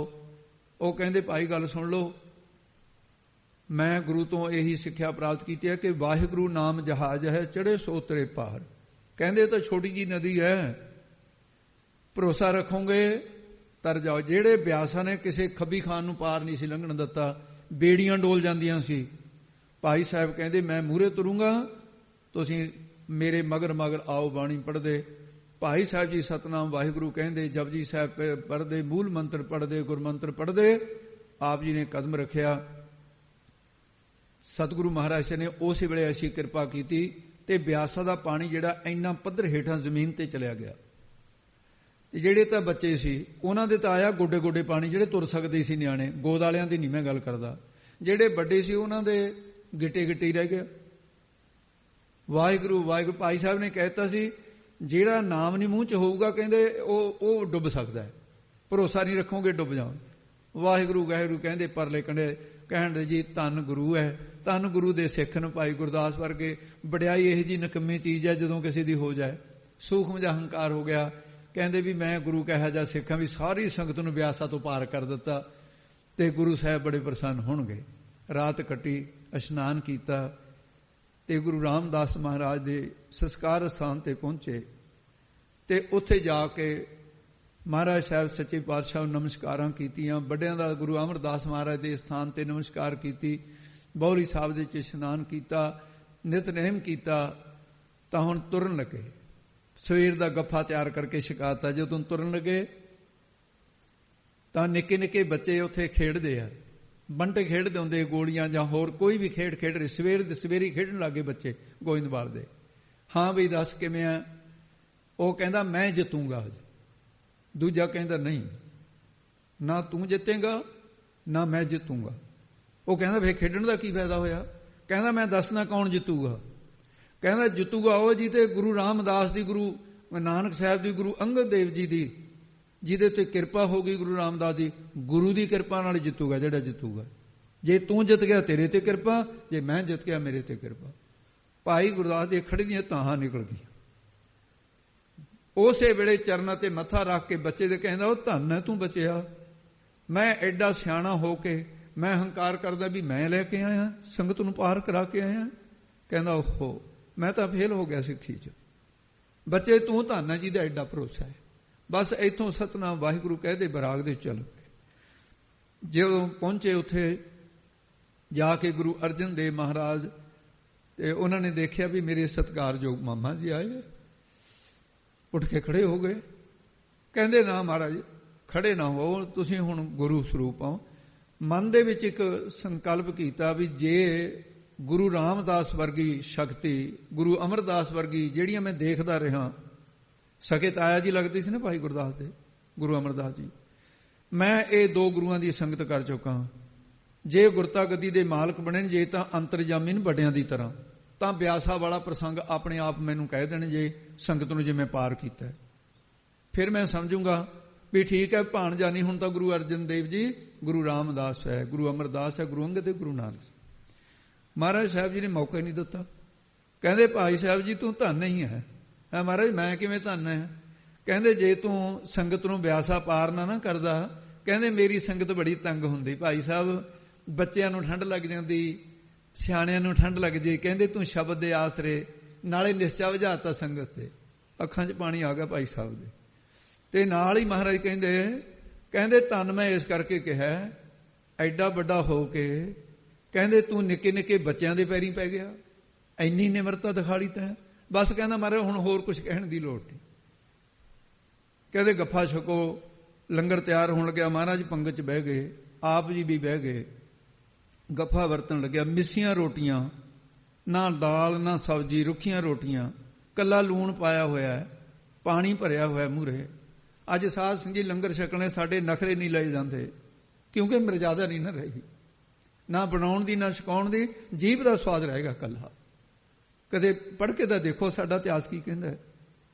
ਭਾਈ ਮੰਝ ਵਰਗਿਆਂ ਨੇ ਸੁੱਕੀਆਂ ਰੋਟੀਆਂ ਖਾ ਖਾ ਕੇ, ਆਕਾਰ ਸੇ ਵੇਲੇ ਬਾਬਾ ਦਲੀਪ ਸਿੰਘ ਜੀ, ਬਾਬਾ ਜੀਵ ਸਿੰਘ ਜੀ 7-7 ਦਿਨ ਦੀਆਂ ਸੁੱਕੀਆਂ ਰੋਟੀਆਂ ਭਿਉਂ ਕੇ ਖਾਂਦੇ ਰਹੇ। ਸਿੱਖੀ ਉਹਨਾਂ ਨੇ ਕਮਾਈ, ਅਸੀਂ ਸਿੱਖ ਨਹੀਂ ਹਾਂ, ਪਖੰਡੀ ਹਾਂ। ਤੇ ਮੱਸੀਆਂ ਰੋਟੀਆਂ ਸਾਡੇ ਭਲੇ ਵਾਸਤੇ ਮਹਾਰਾਜ ਨੇ ਸ਼ੰਕਾ ਉਠਾ ਦਿੱਤੀ ਉਹਦੇ ਮਨ ਦੇ ਵਿੱਚ। ਭਾਈ ਗੁਰਦਾਸ ਨੇ ਪ੍ਰਸ਼ਾਦਾ ਛਕਿਆ, ਕਹਿਣ ਲੱਗਾ ਵੀ ਵੱਡੇ ਗੁਰੂਆਂ ਦੇ ਵੇਲੇ ਤਾਂ ਖੀਰ ਦੇ ਵਿੱਚ ਵੀ ਘੀ ਪਾਇਆ ਜਾਂਦਾ ਸੀ। ਇਹ ਭਾਣਜਾ ਮੇਰਾ ਗੁਰਤਾ ਗੱਦੀ ਦਾ ਮਾਲਕ ਚੰਗਾ ਬਣਿਆ, ਇਹ ਤਾਂ ਰੁੱਖੀਆਂ ਰੋਟੀਆਂ ਤੇ ਹੀ ਆ ਗਿਆ, ਜਾਂ ਤਾਂ ਸੂਮ ਹੋ ਗਿਆ। ਮਨ ਦੇ ਵਿੱਚ ਰਿਹਾ। ਕੋਲੇ ਬੈਠੇ ਸੀ ਮਹਾਰਾਜ। ਅੰਤਰਜਾਮੀ ਸਤਿਗੁਰੂ ਦੇਖ ਕੇ ਹੱਸ ਪਏ। ਕਹਿੰਦੇ ਮਹਾਰਾਜ ਹੱਸਦੇ ਹੋ? ਕਹਿੰਦੇ ਮੈਂ ਇਸ ਕਰਕੇ ਹੱਸਦਾ, ਤੁਹਾਡੇ ਮਨ ਦੇ ਵਿੱਚ ਇਹ ਆਈ ਹੈ ਵੀ ਮੈਂ ਸੂਮ ਬਣ ਗਿਆ। ਕਹਿੰਦੇ ਇਹ ਗੱਲ ਨਹੀਂ ਹੈ। ਕਹਿੰਦੇ ਜਹੀ ਜੀ ਪ੍ਰਾਰੰਭ ਸੀ ਤੇਰੀ ਮਿੱਸੀਆਂ ਰੋਟੀਆਂ ਦੀ ਸੀ, ਮੇਰੀ ਇਹੀ ਸੀ, ਸੰਗਤ ਦੀ ਇਹੀ ਸੀ, ਮੈਂ ਵੀ ਤਾਂ ਇਹੀ ਛਕਿਆ, ਮੈਂ ਕੋਈ ਵੱਖਰਾ ਤਾਂ ਨਹੀਂ ਛਕਿਆ ਤੇ ਤੋਂ। ਕਹਿੰਦੇ ਮਹਾਰਾਜ ਵੀ ਖਿਮਾ ਕਰਨੀ, ਮੇਰੇ ਮਨ ਦੇ ਵਿੱਚ ਆਇਆ ਸੀ ਵੀ ਇੱਕ ਤਾਂ ਮੈਂ ਤੁਹਾਡਾ ਮਾਮਾ ਲੱਗਦਾ। ਭੈਣ ਦੇ ਘਰ ਕੋਈ ਭਰਾ ਜਾਂਦਾ ਹੈ, ਭੈਣਾਂ ਖੀਰ ਰਿੰਨ੍ਹਦੀਆਂ, ਸ਼ੱਕਰ ਘਿਓ ਦਿੰਦੀਆਂ, ਮੇਰਾ ਵੀਰਾ ਆਇਆ ਹੈ। ਨਾਲੇ ਪੰਜਾਬ ਦੀ ਤੇ ਕਰਬੀਦ ਰਵਾਇਤ ਸੀ, ਊਠਾਂ ਦੇ ਚੜ੍ਹ ਚੜ੍ਹ ਕੇ ਜਾਇਆ ਕਰਦੇ ਭੈਣਾਂ ਨੂੰ ਮਿਲਣ। ਤਾਂ ਭੈਣਾਂ ਬਹੁਤ ਪਿਆਰ ਕਰਦੀਆਂ। ਕਿੱਥੇ ਰਹਿ ਗਿਆ ਉਹ ਪਿਆਰ? ਗੀਤ ਗਾ ਗਾ ਕੇ ਕਹਿਣਾ ਕਿ ਵੀਰਿਆ ਤੇਰੇ ਬੋਤੇ ਨੂੰ ਗੁਬਾਰੇ ਦੀਆਂ ਫਲੀਆਂ ਤੇ ਤੈਨੂੰ ਵੀਰਿਆ ਦੁੱਧ ਵਛਣਾ। ਉਹ ਭੈਣ ਭਰਾਵਾਂ ਦਾ ਪਿਆਰ ਖਤਮ ਹੋ ਗਏ। ਤੇ ਭਾਈ ਗੁਰਦਾਸ ਕਹਿੰਦੇ ਮੈਂ ਭੈਣ ਦੇ ਘਰ ਆਇਆ, ਦੁੱਧ ਦੇ ਛੰਨੇ ਤੇ ਸ਼ੱਕਰ ਕੀ ਇੱਕ ਪਾਸੇ ਮਿੱਸੀਆਂ ਰੋਟੀਆਂ ਭੈਣ ਨੇ। ਮਹਾਰਾਜ ਹੱਸ ਕੇ ਕਹਿੰਦੇ ਇਹ ਤਾਂ ਤੇਰੀ ਭੈਣ ਉੱਤਰ ਦੇ ਸਕਦੀ ਹੈ, ਉੱਥੇ ਚਲੇ ਤੁਹਾਨੂੰ ਸਾਰੇ ਉੱਤਰ ਮਿਲ ਜਾਣਗੇ। ਉੱਥੇ ਇਤਿਹਾਸ 'ਚ ਲਿਖਿਆ ਹੈ ਕਿ ਮਹਾਰਾਜ ਨੇ ਆਪਣੇ ਵੱਡੇ ਭਰਾ ਦੀ ਨਿੰਦਿਆ ਕਰਨੀ ਪਸੰਦ ਨਾ ਕੀਤੀ ਕਿ ਉਹਦੀ ਕਰਤੂਤ ਹੈ, ਮਹਾਦੇਵ ਦੀ ਕਰਤੂਤ ਹੈ। ਆਪਣੀ ਜੀਭ ਨੂੰ ਨਿੰਦਿਆ ਨਾਲ ਸਪਰਸ਼ ਨਹੀਂ ਕੀਤਾ। ਕਹਿੰਦੇ ਭਾਈ ਸਾਹਿਬ ਜੀ ਤੁਸੀਂ ਪ੍ਰਸ਼ਾਦਾ ਛਕ ਕੇ ਮੇਰੀ ਸਤਿਕਾਰਯੋਗ ਮਾਤਾ ਬੀਬੀ ਭਾਨੀ ਤੁਹਾਡੀ ਭੈਣ ਨੂੰ ਤੁਸੀਂ ਜਾ ਕੇ ਮਿਲ ਲਓ, ਤੁਹਾਡੀ ਤਸੱਲੀ ਹੋ ਜੂਗੀ। ਭਾਈ ਸਾਹਿਬ ਗਏ, ਭੈਣੇ ਪੈਰੀ ਪੈਣਾ, ਆਓ ਵੀਰਿਆ, ਮਿਲ ਕੇ ਦੁੱਖ ਸਾਂਝਾ ਕੀਤਾ। ਭੈਣ ਵਿਧਵਾ ਹੋਈ ਸੀ। ਭੈਣ ਜੀ ਮੈਂ ਉਸ ਵੇਲੇ ਆ ਨਹੀਂ ਸਕਿਆ, ਮੈਂ ਦੂਰ ਸੀ। ਦੇਰ ਬਾਅਦ ਪਤਾ ਲੱਗਿਆ ਗੁਰੂ ਸਾਹਿਬ ਜੋਤੀ ਜੋਤ ਸਮਾ ਗਏ। ਪਰ ਭੈਣ ਜੀ ਦੁੱਖ ਸੁੱਖ ਕਰਕੇ ਕਿਵੇਂ ਹੋਇਆ? ਕਹਿੰਦੀ ਭਾਣੇ ਦੇ ਮਾਲਕ ਸੀ, ਪਹਿਲਾਂ ਹੀ ਚਲੇ ਜਾਣਾ ਸੀ। ਪਿਤਾ ਜੀ ਨੇ ਉਮਰ ਦੇ ਦਿੱਤੀ ਸੀ 6 ਸਾਲ ਕੁਝ ਉਹ ਉਮਰ ਪੇ ਕੇ ਚਲੇ ਗਏ। ਭਾਈ ਸਾਹਿਬ ਸਭ ਨੇ ਜਾਣੇ, ਤੁਸੀਂ ਤਾਂ ਬਰਮ ਗਿਆਨੀ ਹੋ। ਹੋਰ ਸੁਣਾਓ ਸਫ਼ਰ ਕਿਵੇਂ ਰਿਹਾ? ਤੇ ਪਤਾ ਲੱਗਿਆ ਦਰਿਆ ਤੋਂ ਪਾਰ ਕਰਕੇ ਆਏ ਹੋ ਸੰਗਤ ਨੂੰ। ਮੈਨੂੰ ਬੜਾ ਮਾਣ ਹੈ, ਮੇਰਾ ਭਰਾ ਆਇਆ ਜਾਏ। ਕਹਿੰਦੇ ਭੈਣੇ ਇੱਕ ਗੱਲ ਦੀ ਸ਼ੰਕਾ ਹੈ। ਦੇਖੀ ਕਹਿੰਦੇ ਆਪਾਂ ਦੇਖਦੇ ਰਹੇ ਹਾਂ ਬੇੜੇ ਗੁਰੂਆਂ ਦੇ ਵੇਲੇ ਤਾਂ ਰਸ ਅੰਮ੍ਰਿਤ ਖੀਰ ਘਿਆਲੀ। ਖੰਡੂਰ ਸਾਹਿਬ ਦਾ ਖੀਰ ਦੇ ਵਿੱਚ ਵੀ ਘੀ ਪਾਇਆ ਜਾਂਦਾ ਸੀ ਤੇ ਹੁਣ ਤਾਂ ਮਿੱਸੀਆਂ ਰੋਟੀਆਂ ਗੰਢੇ ਦੇ ਨਾਲੇ ਹੋ ਗਈਆਂ। ਬੀਬੀ ਭਾਨੀ ਹੱਸ ਕੇ ਕਹਿੰਦੀ ਭਰਾ ਜੀ ਸ਼ੁਕਰ ਕਰੋ ਮਿੱਸੀਆਂ ਤਾਂ ਮਿਲ ਗਈਆਂ, ਇੱਥੇ ਤਾਂ ਕਈ ਵਾਰੀ ਇਹ ਵੀ ਨਹੀਂ ਮਿਲਦੀਆਂ। ਕਹਿੰਦੇ ਕਿਉਂ? ਲੰਗਰ ਮਸਤਾਨਾ ਇਸ ਕਰਕੇ ਹੋ ਗਿਆ, ਤੇਰਾ ਵੱਡਾ ਭਾਣਜਾ ਪ੍ਰਿਥੀ ਚੰਦ ਤੇ ਮਹਾਦੇਵ ਸਾਰਾ ਚੜਾਵਾ ਦੂਰ ਤੋਂ ਉਹੀ ਕਰਾ ਲੈ ਜਾਂਦੇ ਨੇ। ਇਹਨਾਂ ਨੂੰ ਕਈ ਵਾਰ ਮੈਂ ਕਿਹਾ ਇਹ ਜਾਂਦੇ ਨਹੀਂ, ਕਹਿੰਦੇ ਭਾਣੇ 'ਚ ਹੋ ਰਿਹਾ ਸਭ ਕੁਝ। ਕਹਿੰਦਾ ਅੱਛਾ, ਉਹਨਾਂ ਦੀ ਮਜ਼ਾਲ ਇਹ। ਭਾਈ ਸਾਹਿਬ ਫਿਰ ਉਹਨਾਂ ਨੂੰ ਮਿਲਣ ਨਹੀਂ ਗਏ। ਜਿੱਥੇ ਪਿੱਪਲੀ ਸਾਹਿਬ ਗੁਰਦੁਆਰਾ ਹੈ, ਪਤਾ ਲੱਗਿਆ ਵੀ ਪਸ਼ਾਵਰ ਦੀ ਸੰਗਤ ਆ ਰਹੀ ਹੈ। ਗੁਰਤਾ ਗੱਦੀ ਦੇ ਚਿੰਨ ਰੱਖ ਕੇ ਕੱਪੜਾ ਵਿਛਾਤਾ, ਮੱਠ ਪਾਣੀ ਦਾ ਭਰ ਲਿਆ ਤੇ ਉਥੇ ਆਉਣ, ਲਓ ਜੀ ਜਲ ਛਕੋ ਸੰਗਤ ਜੀ। ਹਾਂ ਜੀ ਕਿੱਥੋਂ ਆ ਜੀ? ਪਸ਼ਾਵਰ ਤੋਂ। ਭਾਈ ਸਾਹਿਬ ਤਾਂ ਜਾਣਦੇ ਹੀ ਸਾਰੇ। ਕਹਿੰਦੇ ਭਾਈ ਗੁਰਤਾ ਗੱਦੀ ਦਾ ਮਾਲਕ ਗੁਰੂ ਅਰਜਨ ਦੇਵ ਹੈ, ਛੋਟਾ ਪੁੱਤਰ ਗੁਰੂ ਰਾਮਦਾਸ ਦਾ, ਸ਼ੁਭ ਗੁਣਾਂ ਦਾ ਮਾਲਕ ਹੈ। ਵੱਡੇ ਪੁੱਤਰ ਜਿਹੜੇ ਦੋਨੇ ਪਖੰਡੀ ਨੇ ਇਹ ਧਨ ਦੇ ਲਾਲਚੀ ਨੇ। ਦਸੌਂਦ ਜੇ ਗੁਰੂ ਵਾਸਤੇ ਲੈ ਆਓ ਤਾਂ ਫਿਰ ਗੁਰੂ ਅਰਜਨ ਦੇਵ ਜੀ ਨੂੰ ਕਹਿੰਦੇ ਲਓ ਭਾਈ ਸਾਹਿਬ ਜੀ ਤੁਸੀਂ ਤੁਹਾਡੇ ਦੁਆਰੇ ਹੀ ਦਿਆਂਗੇ। ਸਾਰਾ ਕੁਝ ਲਿਆ ਕੇ ਰੱਖ ਦਿੱਤਾ। ਜਦੋਂ ਆਏ ਸਰੋਵਰ ਤੇ ਮਹਾਦੇਵ ਨੂੰ ਪਤਾ ਲੱਗਿਆ, ਪ੍ਰਿਥੀ ਚੰਦ ਨੂੰ ਪਤਾ, ਉਹਨਾਂ ਦੇ ਮਸੰਦ ਗਏ। ਆਓ ਜੀ ਆਓ, ਗੁਰੂ ਪ੍ਰਿਥੀ ਚੰਦ ਹੈ। ਕੁਝ ਕਹਿਣ ਜੀ ਆਓ ਗੁਰੂ ਮਹਾਦੇਵ ਹੈ। ਉਹ ਕਹਿੰਦੇ ਭਾਈ ਚਲੋ ਗੁਰੂ ਕੀ ਸੰਤਾਨ ਹੈ, ਮੱਥਾ ਤਾਂ ਅਸੀਂ ਟੇਕ ਲਾਂਗੇ ਪਰ ਚੜਾਵਾ ਤਾਂ ਸਾਰੇ ਭਾਈ ਗੁਰਦਾਸ ਲੈ ਗਿਆ ਉਧਰ ਗੁਰੂ ਅਰਜਨ। ਕਹਿੰਦੇ ਫਿਰ ਅਸੀਂ ਤੁਸੀਂ ਕੀ ਕਰਨਾ ਉੱਥੇ ਜਾ ਕੇ? ਫਿਰ ਚੜਾਵਾ ਉੱਥੇ ਦਿੱਤਾ, ਉੱਥੇ ਹੀ ਜਾਓ ਜਿੱਥੇ ਚੜਾਵਾ। ਲੜ ਪਏ ਉਹ ਜਿਹੜੇ ਮਸੰਦ ਸੀ, ਉਹ ਵੀ ਇਹੋ ਜਿਹੀ ਸੀ। ਤੇ ਜਿਸ ਵੇਲੇ ਸੰਗਤ ਨੂੰ ਰੋਜ਼ ਜਾ ਜਾ ਕੇ ਇਸ ਤਰ੍ਹਾਂ ਹੋਣ ਲੱਗਿਆ ਤੇ ਮਹਾਦੇਵ ਤੇ ਪ੍ਰਿਥੀ ਚੰਦ ਨੇ ਕਿਹਾ ਵੀ ਹੁਣ ਤਾਂ ਇੱਥੇ ਦਾਲ ਨਹੀਂ ਗਲਦੀ, ਬਾਹਰ ਤੋਂ ਗ੍ਰਾਹੀ ਕਰਾਂਗੇ ਵੀ ਗੁਰੂ ਐ ਮਸੰਦ ਲਾਏ ਲੈ ਨਾਲ। ਭਾਈ ਸਾਹਿਬ ਨੇ ਚਿੱਠੀਆਂ ਲਿਖਤੀਆਂ, ਇਹਨਾਂ ਦਾ ਇਤਬਾਰ ਨਾ ਕਰਿਓ। ਉਤੋਂ ਫਿਰ ਕਰਦੇ ਆ ਗਏ। ਭਾਈ ਗੁਰਦਾਸ ਨੇ ਬੜਾ ਬੁਰਾ ਭਲਾ ਕਿਹਾ, ਮਾਮਾ ਸਾਡਾ ਵੀ ਸੀ ਤੂੰ, ਕੱਲਾ ਅਰਜਨ ਦੇਵ ਦਾ ਮਾਮਾ ਨਹੀਂ ਸੀ। ਤੂੰ ਦਵੈਸ਼ ਕਰਦਾ ਸਾਡੇ ਨਾਲ ਬਾਬੇ ਬੁੱਢੇ ਦੀ ਤਰ੍ਹਾਂ। ਉਹਨਾਂ ਨੂੰ ਵੀ ਕੋ ਬਹੁਤ ਬੋਲੇ।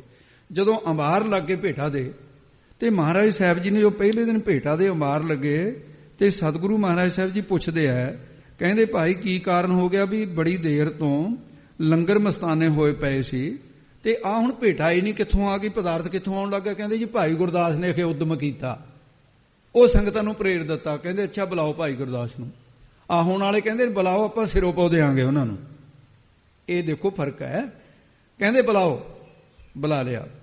ਮਹਾਰਾਜ ਸਾਹਿਬ ਜੀ ਨੇ ਫਿਰ ਉਸ ਵੇਲੇ ਰਾਗ ਗੁਜਰੀ ਦੇ ਅੰਦਰ ਗੁਰੂ ਨਾਨਕ ਦੇਵ ਜੀ ਦੇ 5ਵੇਂ ਸਰੂਪ ਗੁਰੂ ਅਰਜਨ ਦੇਵ ਜੀ ਮਹਾਰਾਜ ਨੇ ਇਹ ਸ਼ਬਦ ਉਚਾਰਨ ਕੀਤਾ ਤੇ ਗੁਰੂ ਗ੍ਰੰਥ ਸਾਹਿਬ ਦੇ ਪਹਿਲੀ ਵਾਰ ਇਹ ਸ਼ਬਦ ਗੁਰੂ ਅਰਜਨ ਦੇਵ ਜੀ ਦਾ ਆਇਆ। ਸੁਣੋ ਜੇ। ਕਹਿਣ ਲੱਗੇ ਹੇ ਭਾਈ ਗੁਰਦਾਸ ਕਾਹੇ ਰੇ ਮਨ ਚਿਤ ਭੈ ਉਦਮ। ਰੇ ਦਾ ਅਰਥ ਹੈ ਹੇ ਕਹਿ ਦਈਏ, ਰੇ ਕਹਿ ਦਈਏ, ਬੋਲੀ ਆ ਇਲਾਕੇ ਇਲਾਕਿਆਂ ਦੀ। ਹੇ ਭਾਈ ਗੁਰਦਾਸ ਜੀ ਤੁਸੀਂ ਆਪਣੇ ਮਨ ਵਿੱਚ ਕਾਹੇ ਕਿਸ ਵਾਸਤੇ ਇਹ ਉਦਮ ਚਿਤਵੇ ਹੋ? ਜਾਂ ਜਦੋਂ ਅੱਗੇ ਬੋਲੋ ਜੀ। ਜਾਂ ਆਹਰ ਹਰ ਜੀਉ ਪਰਿਆ। ਜਦੋਂ ਸਭ ਰੋਜੀ ਦੇਣ ਦਾ ਆਹਰ ਉਦਮ ਉਹ ਪਰਮੇਸ਼ਰ ਹਰ ਵਾਹਿਗੁਰੂ ਨੂੰ ਆਪ ਹੀ ਪਰਿਆ ਕੀ ਪਿਆ ਹੋਇਆ ਉਹਨੂੰ। ਉਹ ਇਸ ਉਦਮ 'ਚ ਪਿਆ ਹੋਇਆ ਰੱਬ। ਫਿਰ ਵੇ ਤੁਸੀਂ ਐਸਾ ਕਿਉਂ ਕੀਤਾ? ਜਲ ਮੈਂ ਜੰਤੋ ਪਾਇਨ ਤਿਨਾ ਪਿਰੋਜੀ ਦੇ, ਜੀ ਜੰਤ ਕੋ ਰਿਜ਼ਕ ਸੰਭਾਹੇ, ਕਰਨ ਕਾਰਨ ਸਮਰੱਥ ਆਪਾਹੇ। ਜੀ ਜੰਤ ਪ੍ਰਤਪਾਲ ਦਾ ਭਾਈ, ਨਿਤ ਨਿਤ ਕਰਦਾ ਸਾਰ। ਐਸਾ ਪਰਮੇਸ਼ਰ ਹੈ। ਤੇ ਭਾਈ ਸਾਹਿਬ ਤੁਸੀਂ ਰੱਬ ਤੇ ਭਰੋਸਾ ਨਹੀਂ ਰੱਖਿਆ, ਤੁਸੀਂ ਕਿਉਂ ਐਸਾ ਉਦਮ ਕੀਤਾ? ਸਮਾਂ ਤਾੜਨਾ ਕਰ ਰਹੇ ਨੇ। ਸੈਲ ਪੱਥਰ ਵਹਿ ਜੰਤੋ ਪਾਏ। ਹੁਣ ਮਿਸਾਲ ਦੇ ਕੇ ਸਮਝਾਉਂਦੇ ਆ। ਦੇਖੋ ਭਾਈ ਸਾਹਿਬ ਜੀ, ਸੈਲ ਪੱਥਰ, ਪਹਾੜਾਂ ਦੇ ਅੰਦਰ ਪੱਥਰ ਨੂੰ, ਖੁਸ਼ਕ ਪੱਥਰ, ਪੱਥਰਾਂ ਦੀਆਂ ਛਿਲਾਂ, ਮਹਿ ਕੀਏ ਦੇ ਵਿੱਚ ਸ਼ੱਕਰਖੋਰ ਕੀੜੇ ਜੰਤ, ਮੈਂ ਜੰਤ ਉਪਾਏ ਪੈਦਾ ਕੀਤੇ ਨ।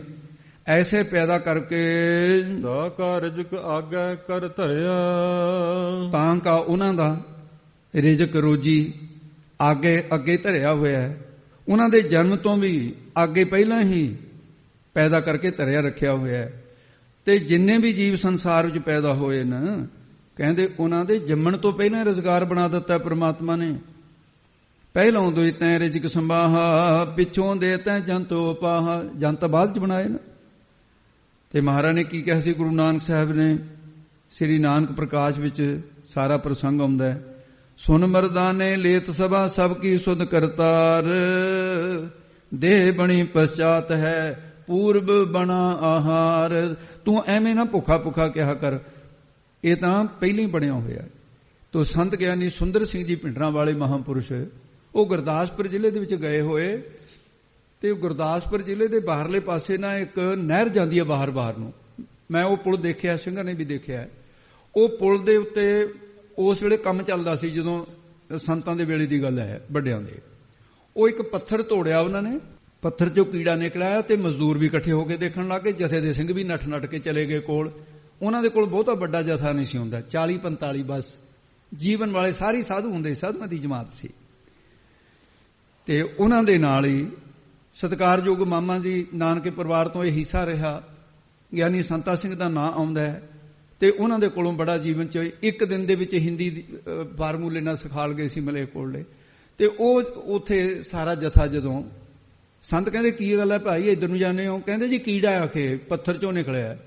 ਸੰਤ ਦੂਰ ਖੜੇ, ਸੰਤ ਗਿਆਨੀ ਸੁੰਦਰ ਸਿੰਘ ਜੀ ਕਹਿੰਦੇ ਇਹ ਉਹੀ ਕੀੜਾ ਹੈ ਜਿਹਦੇ ਬਾਰੇ ਰੋਜ਼ ਰਾਹ ਰਸ ਪੜ੍ਹਦੇ ਹੋ। ਕਹਿੰਦੇ ਜੀ ਕੀ? ਕਹਿੰਦੇ ਸ਼ੱਕਰਖੋਰ ਕੀੜਾ ਪੱਥਰਾਂ 'ਚ ਹੁੰਦਾ ਹੈ। ਕਹਿੰਦੇ ਜੇ ਕੀੜਾ ਤਾਂ ਮੂਹਰੇ ਸ਼ੱਕਰ ਵੀ ਹੋਊਗੀ। ਕਹਿੰਦੇ ਨਾ ਮਹਾਰਾਜ, ਸ਼ੱਕਰ ਨਹੀਂ ਹੈ। ਕਹਿੰਦੇ ਹੋਰ ਕੀ ਹੈ? ਕਹਿੰਦੇ ਭੂਰੇ ਰੰਗ ਦੀ ਮਿੱਟੀ ਹੈ। ਸੰਤ ਪਰੇ ਖੜੇ ਕਹਿੰਦੇ ਮਿੱਟੀ ਥੋੜੀ ਜਿਹੀ ਚੁਟਕੀ ਮੂੰਹ 'ਚ ਪਾ ਕੇ ਤਾਂ ਦੇਖੋ। ਜਾਂ ਮੂੰਹ 'ਚ ਪਾਈ, ਕਹਿੰਦੇ ਮਾਰੇ ਤਾਂ ਬਹੁਤ ਸਵਾਦ ਹੈ। ਜਿਹੜੀ ਸ਼ੱਕਰ ਦੂਸਰੀ ਜ਼ਿਮੀਂਦਾਰ ਬਣਾਉਂਦੇ, ਕਹਿੰਦੇ ਉਹ ਤਾਂ ਇਹੀ ਜੀ ਸ਼ੱਕਰ ਹੀ ਨਹੀਂ, ਕਹਿੰਦੇ ਰੱਬ ਦੀ ਬਣਾਈ ਵੀ ਹੈ। ਇਹ ਸ਼ੱਕਰਖੋਰ ਕੀੜਾ ਹੈ। ਤੇ ਇਸੇ ਤਰ੍ਹਾਂ ਸੰਤ ਨਾਰਾਇਣ ਸਿੰਘ ਜੀ ਜੱਬਲਪੁਰ ਗਏ ਹੋਏ, ਉੱਥੇ ਵੀ ਸਿਲਾ ਦੇ ਚੋਂ ਕੀੜਾ ਨਿਕਲਿਆ। ਸੰਤ ਬਾਬਾ ਨਾਰਾਇਣ ਸਿੰਘ ਜੀ, ਜਿਨ੍ਹਾਂ ਦੇ ਨਾਂ ਤੇ ਸ੍ਰੀ ਨਾਰਾਇਣ ਉਪਦੇਸ਼ ਗ੍ਰੰਥ ਬਣਿਆ, ਉਹਨਾਂ ਦੇ ਸ਼ੇਸ਼ ਪੰਡਤ ਹਰਦੇਵ ਸਿੰਘ ਨੇ ਬਣਾਇਆ।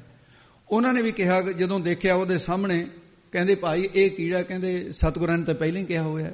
ਇਹਨਾਂ ਦੇ ਪਿਤਾ ਇੱਥੇ ਦੇ ਮੁੱਖ ਗ੍ਰੰਥੀ ਸੀ ਨਾ ਦਰਬਾਰ ਸਾਹਿਬ ਦੇ, ਲਗਨ ਉੱਥੋਂ ਸੀ, ਪਰ ਇਹ ਨਿਰਮਲੇ ਸੰਤਾਂ ਦੇ ਵਿੱਚ ਚਲੇ ਗਏ।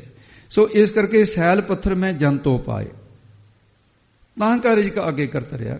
ਕਹਿੰਦੇ ਵੀ ਇਹ ਤਾਂ ਰਿਜ਼ਕ ਅੱਗੇ ਹੀ ਧਰਿਆ, ਤੁਸੀਂ ਐਸੀ ਮਨ ਦੇ ਵਿੱਚ ਇਹ ਖਿਆਲ ਨਹੀਂ ਸੀ ਕਰਨਾ।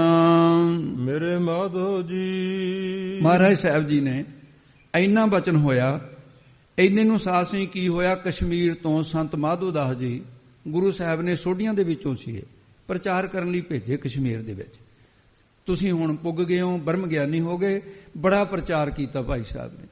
ਇੱਥੇ ਇੱਕ ਭਾਣਾ ਕੀ ਵਰਤਿਆ, ਇਹ ਸਤਸੰਗ ਕਰਿਆ ਕਰਦੇ, ਰਾਤ ਨੂੰ ਸੰਗਤ ਇਕੱਠੀ ਹੁੰਦੀ, ਗੁਰੂ ਨਾਨਕ ਤੋਂ ਲੈ ਕੇ ਤੇ ਗੁਰੂ ਅਰਜਨ ਸਾਹਿਬ ਤੱਕ ਸਾਖੀਆਂ ਸੁਣਾਉਣੀਆਂ, ਗੁਰਬਾਣੀ ਦੀ ਅਰਥ ਕਰਨੇ।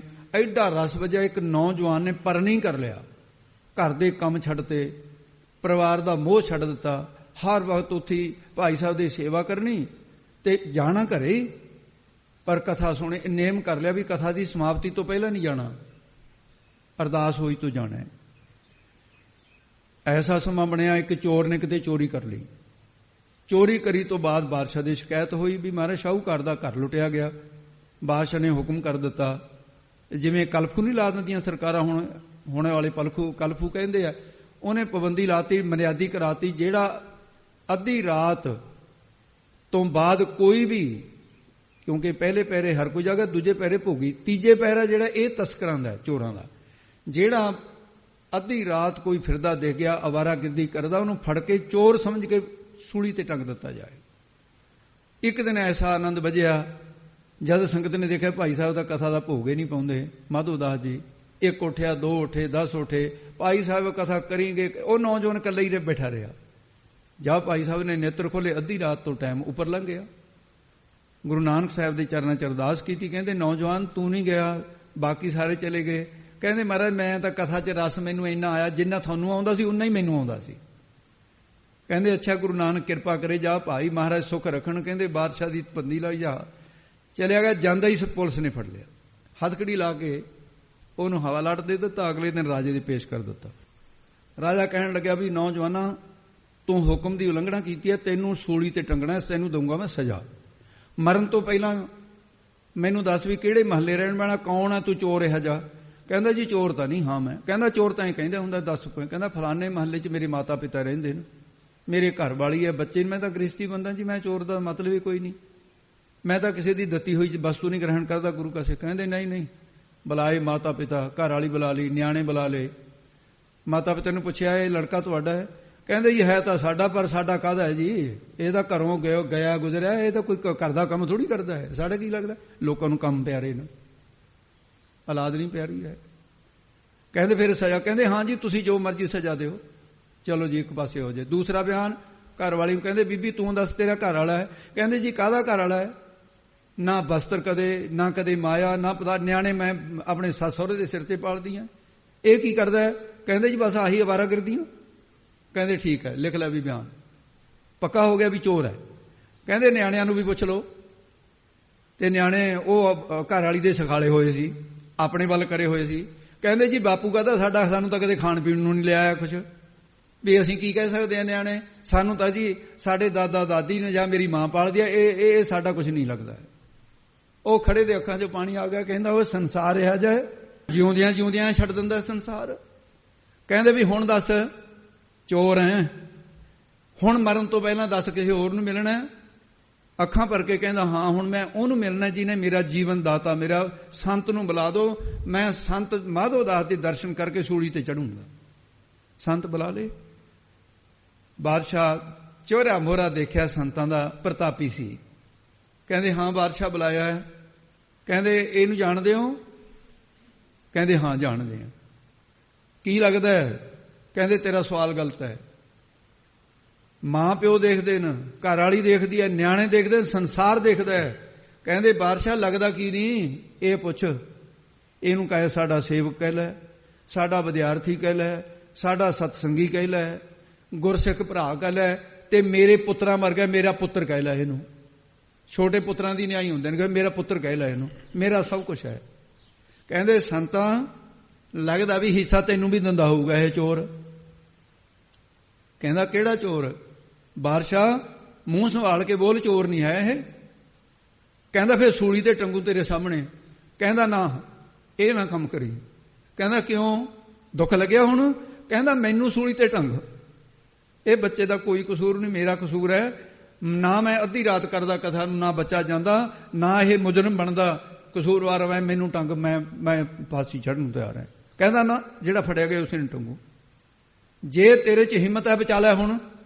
ਕਹਿੰਦਾ ਬਾਦਸ਼ਾਹ ਹੰਕਾਰ ਨਾ ਕਰ, ਇੱਥੇ ਹਰਨਾਕਸ਼ ਵਰਗੇ ਆ ਕੇ ਚਲੇ ਗਏ, ਰਾਵਣ ਵਰਗੇ, ਬਚਾਉਣ ਵਾਲਾ ਬੈਠਾ ਅੰਮ੍ਰਿਤਸਰ, ਚੱਲ ਟੰਗ ਤੂੰ ਸੂਲੀ ਦੇ ਉੱਤੇ, ਮੈਨੂੰ ਨਿਸ਼ਚੈ ਕਹੋ ਕਬੀਰ ਅੱਖਰ ਦੋਈ ਭਾਗ ਹੋਏਗਾ ਖਸਮ ਤਾਂ ਲਏਗਾ ਰਾਗ। ਅਰਦਾਸ ਕੀਤੀ ਸ਼ਹਿਨਸ਼ਾਹ ਤੇਰੇ ਕੋਲੋਂ ਕੁਛ ਨਹੀਂ ਮੰਗਿਆ, ਪਰ ਇਹ ਬੱਚੇ ਦੀ ਖੈਰੀਅਤ ਮੰਗਦਾ, ਮਹਾਰਾਜ ਕਿਰਪਾ ਕਰ ਦੋ, ਨਹੀਂ ਤਾਂ ਫਿਰ ਅਨਰਥ ਹੋ ਜਾਊਗਾ ਮੇਰਾ, ਮੈਂ ਸਾਰੀ ਜ਼ਿੰਦਗੀ ਜੀ ਨਹੀਂ ਸਕੂੰਗਾ, ਮੇਰਾ ਕਸੂਰ ਹੈ ਮਹਾਰਾਜ।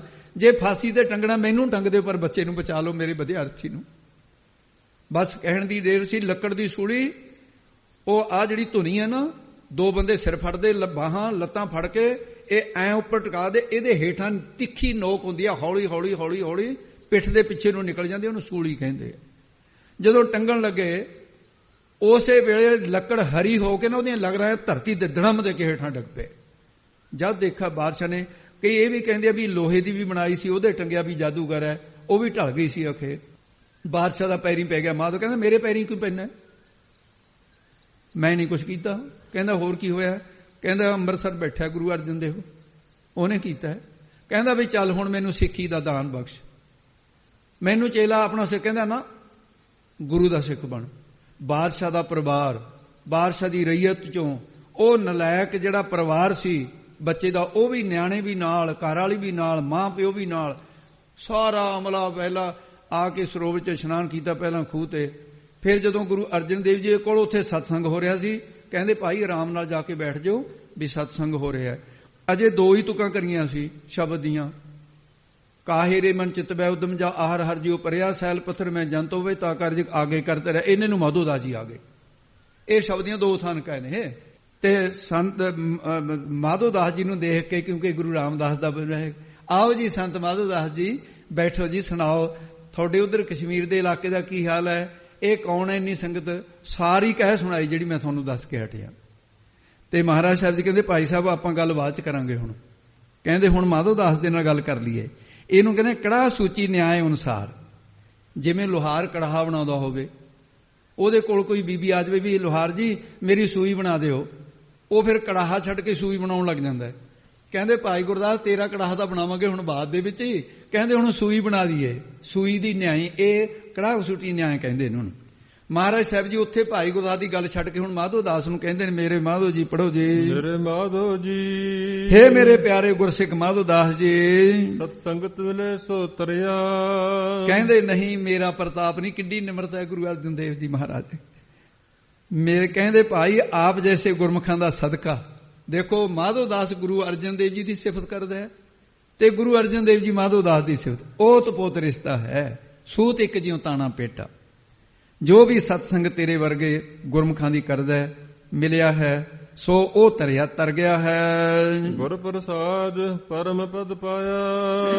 ਬਾਕੀ ਭਾਈ ਤੁਸਾਂ ਨੇ ਤਾਂ ਗੁਰੂ ਰਾਮਦਾਸ ਦੀ ਕਿਰਪਾ ਦੁਆਰਾ ਪ੍ਰਸਾਦ ਕਿਰਪਾ ਹੋਈ, ਉਹ ਪਰਮ ਪਦਵੀ ਕੈਵਲ ਮੋਕਸ਼ ਤੁਸੀਂ ਵੱਡੀ ਪਦਵੀ ਪ੍ਰਾਪਤ ਕੀਤੀ ਹੋਈ ਹੈ। ਤੁਸੀਂ ਨਾਮੀ ਸਿੱਖਾਂ ਦੇ ਵਿੱਚੋਂ ਹੋ, ਪਾਇਆ ਪ੍ਰਾਪਤ ਕਰ ਲਿਆ।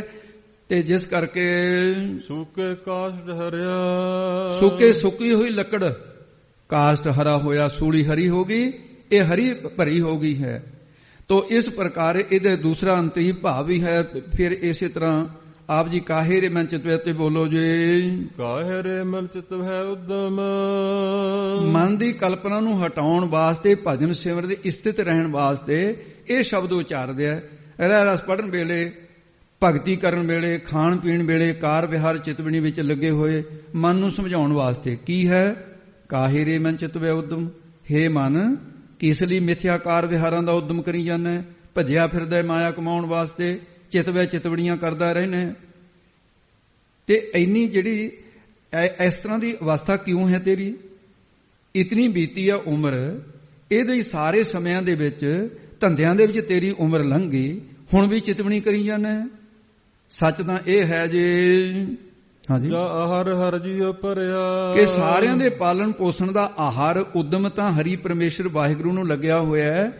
ਤੇ ਜਿਸ ਤਰ੍ਹਾਂ ਮਹਾਰਾਜ ਨੇ ਪੁਰਖਾਂ ਫਿਰਖਾਂ ਤੀਰਥਾਂ ਤਟਾਂ ਮੇਘਾਂ ਖੇਤਾਂ ਦੀਪਾਂ ਲੋਆ ਮੰਡਲਾਂ ਖੰਡਾਂ ਬਰਭੰਨਾ ਅੰਡਜ ਜੇਰਜ ਉਤਪਜਾ ਖਾਣੀ ਸੇਤ ਜਾਂ ਸੋ ਮਿਤ ਜਾਣੇ ਨਾਨਕਾ ਸਰਾ ਮੇਰਾ ਜਨਤਾ। ਪੜਦੇ ਨਾ ਸਦੀ ਬਾਰ ਚ, ਨਾਨਕ ਜੰਤੋ ਪਾਏ ਕੇ ਸੰਭਾਲੇ ਸਬਨਾ, ਜਿਨ ਕਰਤੇ ਕਰਣਾ ਕੀਆ ਚਿੰਤਾ ਵੀ ਕਰਨੀ ਤਾ, ਸੋ ਕਰਤਾ ਚਿੰਤਾ ਕਰੇ ਜਿਨੋ ਪਾਇਆ ਜਗ, ਤਿਸ ਜੁਹਾਰੀ ਸਵਾਸ ਤਿਸ ਦੀਵਾਨ ਭਗ, ਨਾਨਕ ਸੱਚੇ ਨਾਮ ਬਿਨ ਕਿਆ ਟਿੱਕਾ ਕਿਆ ਤਗ, ਜਾਨ ਕੋ ਦੇਤ ਅਜਾਨ ਕੋ ਦੇਤ, ਜ਼ਮੀਨ ਕੋ ਦੇਤ ਜਮਾਨ ਕੋ ਦਇ ਹੈ।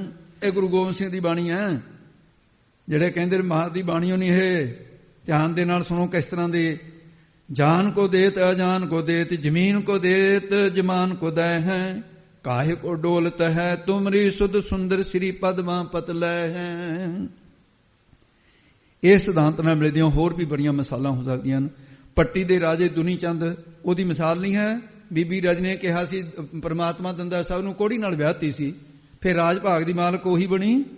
ਸੋ ਇਸ ਪ੍ਰਕਾਰ ਕੀ ਦੱਸਦੇ ਹਨ ਜੀ, ਸੈਲ ਪੱਥਰ ਮਹਿ ਜੰਤ ਪਾਏ, ਸੈਲ ਪੱਥਰ ਦੀਆਂ ਖੁਸ਼ਕਸ਼ਿਲਾਂ, ਪੱਥਰ ਤਰੌਤ ਵਾਲੇ ਪਹਾੜ ਜਿਨ੍ਹਾਂ ਦੇ ਪਾਣੀ ਤੇ ਝਰਨੇ ਝਰਦੇ ਐ, ਜਿਨ੍ਹਾਂ ਦੇ ਪਰਮਾਤਮਾ ਨੇ ਜੰਤ ਕੀੜੇ ਪੈਦਾ ਕਰ ਦਿੱਤੇ ਨੇ ਤੇ ਉਹਨਾਂ ਦਾ ਤਾ ਕਾ ਰਿਜ਼ਕ ਆਗਿਆ ਕਰ ਧਰਿਆ, ਤਾਂ ਕਾ ਉਹਨਾਂ ਦਾ ਰਿਜ਼ਕ ਰੋਜੀ ਖੁਰਾਕ ਸ਼ੱਕਰ ਆ ਜਿਵੇਂ ਪੱਥਰ ਦੇ ਕੀੜੇ ਦੀ ਗੱਲ ਪਹਿਲਾਂ ਸੁਣੀ ਹੈ ਕਰਕੇ ਰਚਿਆ ਰੱਖਿਆ ਧਰਿਆ ਹੋਇਆ ਹੈ। ਕਿਉਂਕਿ ਬਰਮਾਣੀ 'ਚ ਹੋਰ ਵੀ ਪ੍ਰਮਾਣ ਹੁੰਦੇ ਨੇ। ਪਾਖਣ ਕੀਟ ਗੁਪਤ ਹੋਏ ਰਹਿਤਾ ਤਾਚੋ ਮਾਰਗ ਨਾਹੀ ਕਹਿ ਤੰਨਾ ਪੂਰਨ ਤਾਹੂ ਕੋ ਮਾਤਰੇ ਜੀਟ ਰਹੀ। ਧੰਨਾ ਜੀ ਨੇ ਕਿਹਾ ਹੈ ਮੇਰੇ ਮਾਧੋ ਜੀ ਤੇ ਮੇਰੇ ਸੋਮਣ।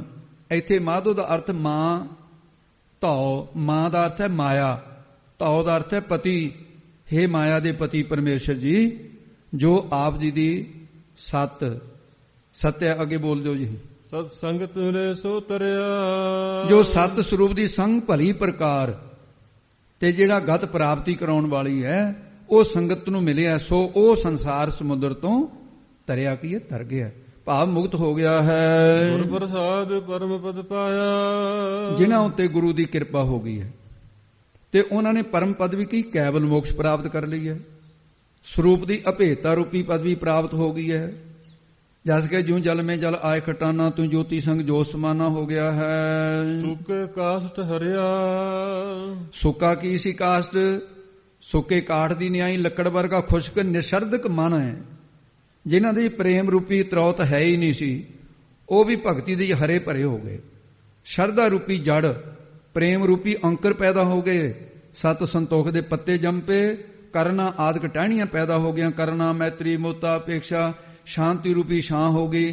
ਧਰਮ ਰੂਪੀ ਫੁੱਲ ਲੱਗ ਗਏ। ਭਗਤੀ ਰੂਪੀ ਉਹਦੀ ਜਿਹੜੀ ਉੱਪਰ ਚਮੜੀ ਹੁੰਦੀ ਹੈ ਤੁਚਾ ਜਿਹਨੂੰ ਕਹਿੰਦੇ ਆ, ਜਿਹੜੀ ਬਿਰਸ਼ ਦੀ ਖਲੜੀ ਹੈ, ਛਿੱਲੜ ਹੈ ਜਿਹੜੀ ਉਸਦੀ, ਇਹ ਹੈ ਭਗਤੀ ਰੂਪੀ ਤੁਚਾ।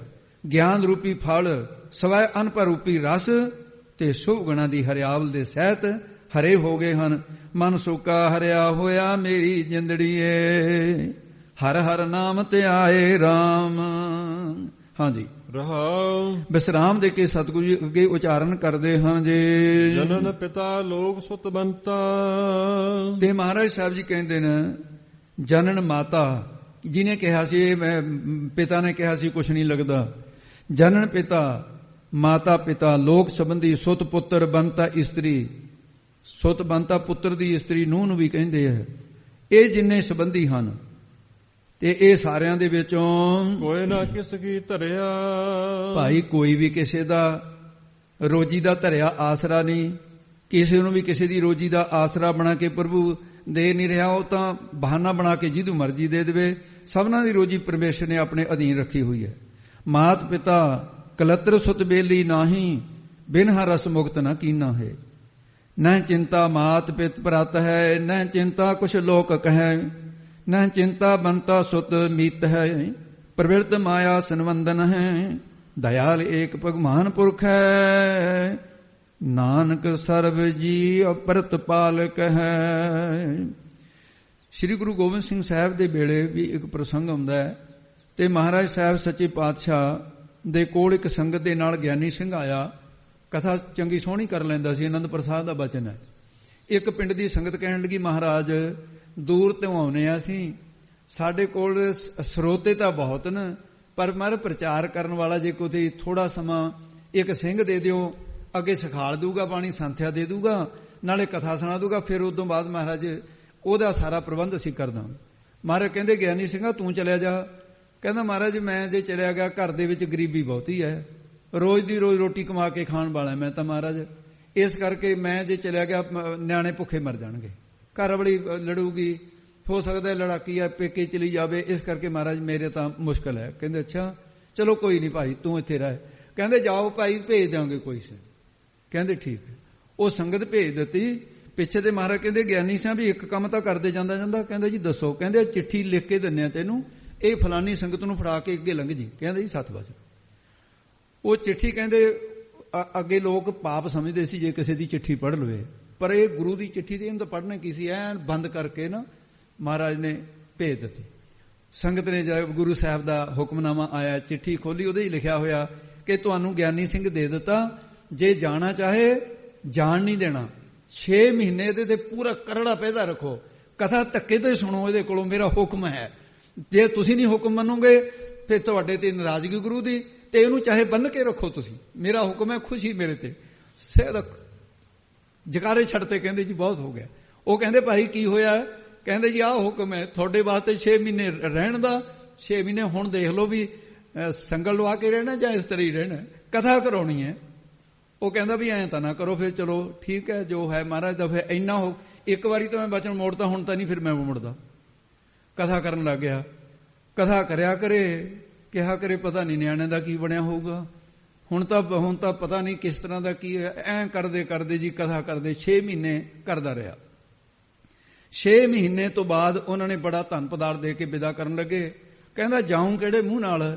ਉਧਰ ਸਾਧ ਸਿੰਘ ਜੀ ਜਦੋਂ ਉਹ 15 ਕੁ ਦਿਨ ਮੁੜਿਆ ਹੀ ਨਾ, ਮਹੀਨਾ ਨਾ ਮੁੜਿਆ, ਪਿੰਡ ਵਾਲੇ ਕਹਿੰਦੇ ਓਏ ਗੁਰੂ ਕਾ ਸਿੱਖ ਆਪਣੇ ਘਰ ਰਹਿੰਦਾ ਹੈ, ਪਿੰਡ ਦੇ ਵਿੱਚ ਰਹਿੰਦਾ ਹੈ, ਤੇ ਆਪਾਂ ਹੋਰ ਤਾਂ ਨਹੀਂ ਕੁਝ ਕਰਨ ਜੋਗੇ। ਕਹਿੰਦੇ ਇਹ ਗਰੀਬ ਸਿੱਖ ਦਾ ਟੱਬਰ ਤਾਂ ਪਾਲ ਸਕਦੇ ਆ। ਇੱਕ ਜੱਟ ਕਹਿੰਦਾ ਤਾਜੀ ਸੂਈ ਮੱਝ ਹੈ, ਕਹਿੰਦਾ ਬੰਨ ਦੋ ਨਿਆਣਿਆਂ ਵਾਸਤੇ। ਉਹਨੇ ਮੱਝ ਲਿਆ ਕੇ ਬੰਨਤੀ। ਦੂਆਂ ਨੇ ਇਕੱਠੇ ਕਰ ਲਈ, ਗਰਾਹੀ ਕਰ ਲਈ, ਦਾਣੇ, ਆਟਾ, ਦਾਲਾਂ, ਤੇ ਸਾਰਾ ਪਿੰਡ ਇਕੱਠਾ ਹੋ ਕੇ ਕਹਿੰਦੇ ਵੀ ਗੁਰੂ ਸਾਹਿਬ ਨੇ ਪੱਕਾ ਹੀ ਰੱਖ ਲਿਆ, ਉਹ ਤਾਂ ਜਿਹੜਾ ਆਇਆ ਹੀ ਨਹੀਂ। ਕਹਿੰਦੇ ਐਂ ਕਰੋ ਹੁਣ ਇਹਦੀ ਛੰਨ ਲਾ ਢਾਹ ਕੇ ਨਾ, ਕਹਿੰਦੇ ਮਹਿਲ ਬਣਾ ਦਿਓ, ਸੁੰਦਰ ਮਕਾਨ ਬਣਾ ਦਿਓ। ਉਹ ਬਣਾਤਾ ਬਹੁਤ ਵਧੀਆ, ਜਿਵੇਂ ਸਦਾਮੇ ਦਾ ਬਣਾਤਾ ਸੀ ਮਹਾਰਾਜ ਨੇ, ਕ੍ਰਿਸ਼ਨ ਜੀ ਨੇ। ਜਦੋਂ ਇਹ 6 ਮਹੀਨੇ ਬਾਅਦ ਆਇਆ, ਉਹ ਕੋਠੇ ਤੇ ਖੜਾ, ਕਹਿੰਦੇ ਵੱਡਾ ਲੜਕਾ, ਕਹਿੰਦਾ ਉੱਚੇ ਦੇ, ਕਹਿੰਦਾ ਬੇਬੇ। ਕਹਿੰਦੀ ਹਾਂ ਪੁੱਤ। ਕਹਿੰਦੀ ਆ ਗਿਆ। ਕਹਿੰਦੇ ਕੌਣ? ਕਹਿੰਦੇ ਬਾਪੂ ਆ ਗਿਆ, ਭੁੱਖੇ ਮਰਾਂਗੇ ਫੇਰ। ਇਹਦੇ ਕਰਕੇ ਭੁੱਖੇ ਮਰਦੇ ਸੀ। ਕਹਿੰਦਾ ਆ ਗਿਆ, ਹੁਣ ਭੁੱਖੇ ਮਾਰਨ ਵਾਲਾ ਆਪਾਂ ਨੂੰ। ਉਹ ਸ਼ਰਮਸ਼ਾਰ ਹੋਇਆ, ਕਹਿੰਦਾ ਕੀ ਹੈ ਇਹ? ਉਹ ਕਹਿੰਦੇ ਤੇਰੇ ਗਏ ਕਰਕੇ, ਤੇਰੇ ਹੁੰਦੇ ਤਾਂ ਝੂੰਪੜੀ 'ਚ ਰਹਿੰਦੇ ਸੀ, ਮਹਿਲ 'ਚ ਰਹਿੰਦੇ ਆ।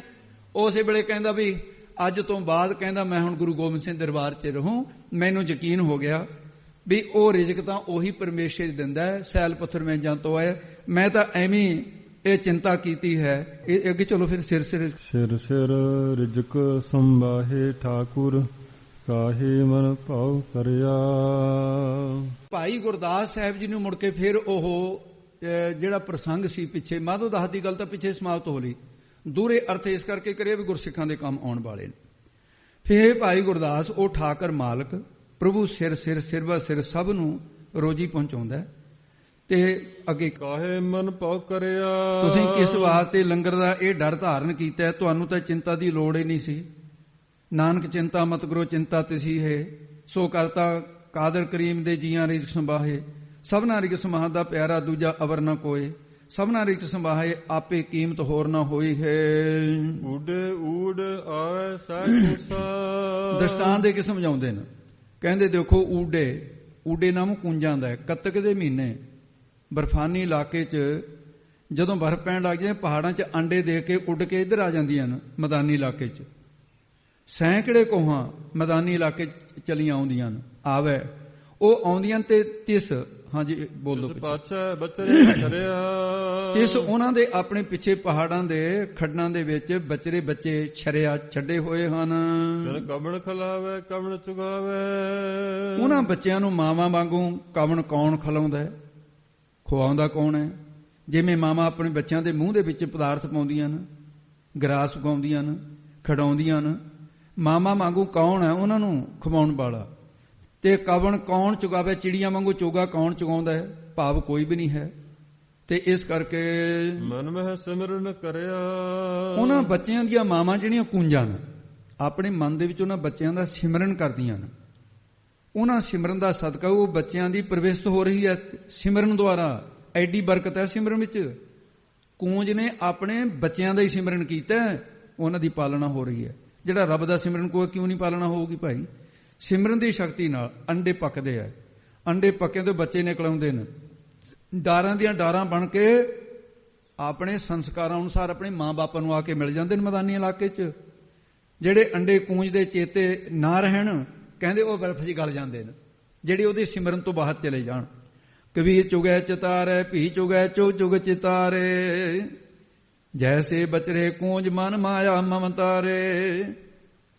ਜੈਸੀ ਗਗਨ ਫਰੰਤੀ ਉੜਤੀ ਕਪਰੇ ਬਾਗੇ ਬਾਲੀ। ਉਹ ਰਾਖੈ ਚੀਤ ਪਿੱਛੇ ਵਿੱਚ ਬਚਰੇ, ਨਿਤ ਹਿਰਦੇ ਸਾਰ ਸਮਾਲੀ।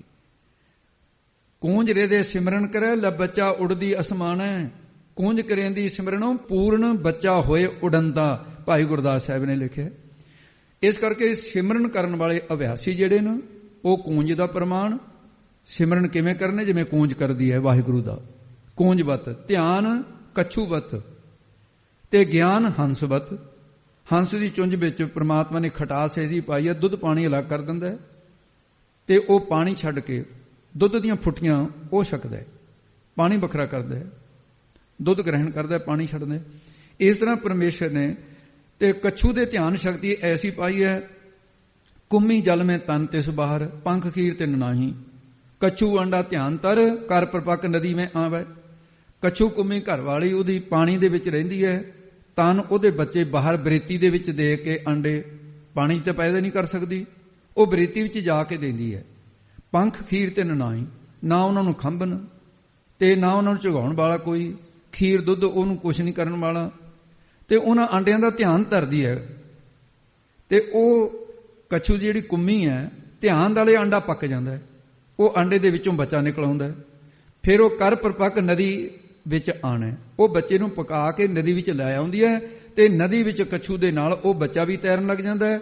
ਇਹ ਕੁੰਮੀ ਦਾ ਅੰਡਾ ਜਿਹੜਾ ਬੱਚਾ, ਧਿਆਨ ਉਹਦਾ, ਤੇ ਮਾਇਆ ਦੀਆਂ ਦੋ ਅੰਸ਼ਾਂ ਨੇ, ਨਾਮ ਤੇ ਰੂਪ। ਪਰਮਾਤਮਾ ਦੇ ਤਿੰਨ ਅੰਸ਼ ਹਨ, ਅਸਤੀ ਭ੍ਰੰਤੀ ਪ੍ਰੇ। ਉਹ ਵਿਚਾਰ ਰੂਪੀ ਚੁੰਝ ਪਾਉਂਦੇ ਆ ਤੇ ਸੰਸਾਰ ਦੇ ਨਾਮ ਰੂਪ ਅਲੱਗ, ਸਤ ਚੇਤਨ ਆਨੰਦ ਅਲੱਗ, ਉਹਨੂੰ ਗ੍ਰਹਿਣ ਕਰਦੇ। ਇਹ ਹੰਸਵਤਨ ਇਸ ਪ੍ਰਕਾਰ ਇਹ ਦੇ ਵਿੱਚ ਪ੍ਰਮਾਣ ਦਿੱਤਾ ਹੈ, ਊੜੀ ਔੜਾ ਸਹਿ ਕੋਸਾ ਤਿਸ ਪਾਚੇ ਬਚੇ ਛਰਿਆ, ਤਿਨ ਕਵਣ ਖਿਲਾਵੇ ਕੌਣ ਚੁਗਾਵੇ, ਮਨ ਮੈਂ ਸਿਮਰਨ ਕਰਿਆ। ਇਹ ਮਨ ਦੀ ਸਿਮਰਨ ਦੀ ਸ਼ਕਤੀ ਨਾਲ ਐਸਾ ਹੁੰਦਾ ਹੈ। ਸਭ ਨਿਧਾਨ ਦਸ ਅਸ਼ਟ ਸਧਾਨ। ਹੇ ਭਾਈ ਗੁਰਦਾਸ, ਉਹ ਠਾਕਰ ਵਾਹਿਗੁਰੂ ਪੁਰਬ ਦੇ ਸਭ ਸਾਰੀਆਂ ਨਿਧਾਨ ਨਿਧੀਆਂ, 9 ਨਿਧੀਆਂ ਤੇ 10 ਅਸ਼ਟ ਸਿਧਾਨ 18 ਸਿੱਧੀਆਂ ਕਰ ਹੱਥ ਦੀ ਤਲੀ ਦੇ ਉੱਤੇ ਰੱਖੀਆਂ ਹੋਈਆਂ। ਜਦੋਂ ਕੋਈ ਭਗਤ ਕੋਈ ਮੰਗੇ ਉਸ ਵੇਲੇ ਦੇਣ ਦੇ ਦੇਰ ਨਾ ਲੱਗੇ। ਤੋ ਇਸ ਪ੍ਰਕਾਰ ਮਹਾਰਾਜ ਸਾਹਿਬ ਨੇ ਨਿਸ਼ਚਾ ਬਜਾਇਆ। ਠਾਕੁਰ ਕਰ ਤਲ ਧਰਿਆ। ਠਾਕਰ ਨੇ ਕਰ ਤਲੀ ਦੇ ਉੱਤੇ ਧਰ ਕੇ ਰੱਖੀਆਂ ਹੋਈਆਂ ਨੇ ਤਾਂ ਕਿ ਦੇਣ ਦੇ ਵਿੱਚ ਕੋਈ ਦੇਰ ਨਾ ਲੱਗੇ। ਜੇ ਜਨ ਨਾਨਕ ਬਲ ਬਲ ਸਦ ਬਲ ਜਾਈਐ। ਸਤਿਗੁਰੂ ਜੀ ਫਰਮਾਨ ਕਰਦੇ ਹੈ ਭਾਈ ਗੁਰਦਾਸ, ਉਸ ਪ੍ਰਭੂ ਤੇ ਮਨ ਕਰਕੇ ਬਲ ਬਲਿਹਾਰ, ਬਾਣੀ ਕਰਕੇ ਬਲ ਬਲਿਹਾਰ, ਸਰੀਰ ਕਰਕੇ ਸਦ ਸੈਂਕੜੇ ਵਾਰੀ ਜਾਈਏ ਬਲਿਹਾਰ, ਹਮੇਸ਼ਾ ਹੀ ਬਲ ਬਲਿਹਾਰ ਜਾਈਏ। ਤੇ ਜਨ ਨਾਨਕ ਬਲ ਬਲ ਸਦ ਬਲ ਜਾਈਏ, ਹਮੇਸ਼ਾ ਹੀ ਬਲਿਹਾਰ ਜਾਈਏ। ਐਸਾ ਜੋ ਪਰਮੇਸ਼ਰ ਹੈ ਉਹਨੂੰ ਕਹੀਏ, ਹੇ ਪ੍ਰਭੂ ਜੀ ਤੇਰਾ ਅੰਤ ਨਾ ਪਾਰ ਵਰਿਆ। ਹੇ ਪ੍ਰਭੂ, ਤੇਰੇ ਪਾਰ ਵਾਰ ਦਾ ਲੋਕ ਪਰਲੋਕ ਕਰਕੇ ਅੰਤ ਨਹੀਂ ਆਉਂਦਾ।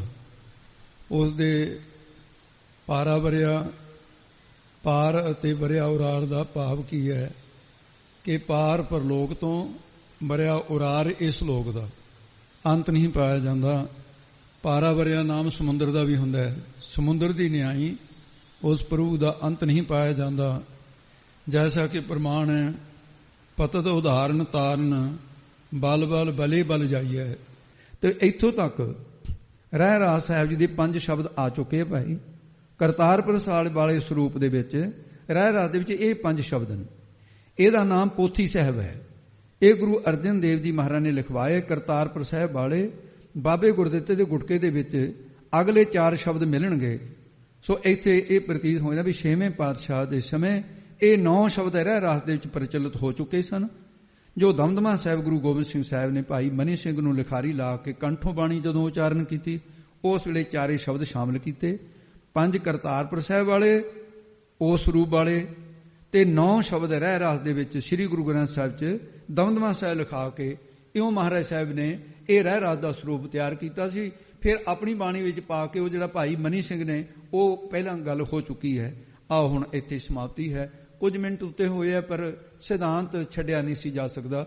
ਇਸ ਕਰਕੇ ਵੈਸੇ ਵੀ ਸੰਗਤ ਬੜੇ ਆਰਾਮ ਨਾਲ ਬੈਠੀ ਆ, ਕੋਈ ਉਤਾਵਲਾਪਣ ਤਾਂ ਹੈ ਨਹੀਂ ਤੁਹਾਡੇ 'ਚ। ਮੈਂ ਵੈਸੇ ਹੀ ਕਿਹਾ ਹੈ ਵੀ ਕੁਝ ਸਮਾਂ ਜੇ ਉੱਤੇ ਹੋ ਜਾਵੇ, ਬਸ ਆਪਣੇ ਆਨੰਦ ਦੇ ਵਿੱਚ ਹੀ ਕਰਨੀ ਆ ਕਥਾ, ਸਮੇਂ ਦਾ ਨਹੀਂ ਬਹੁਤਾ ਖਿਆਲ ਰੱਖਣਾ।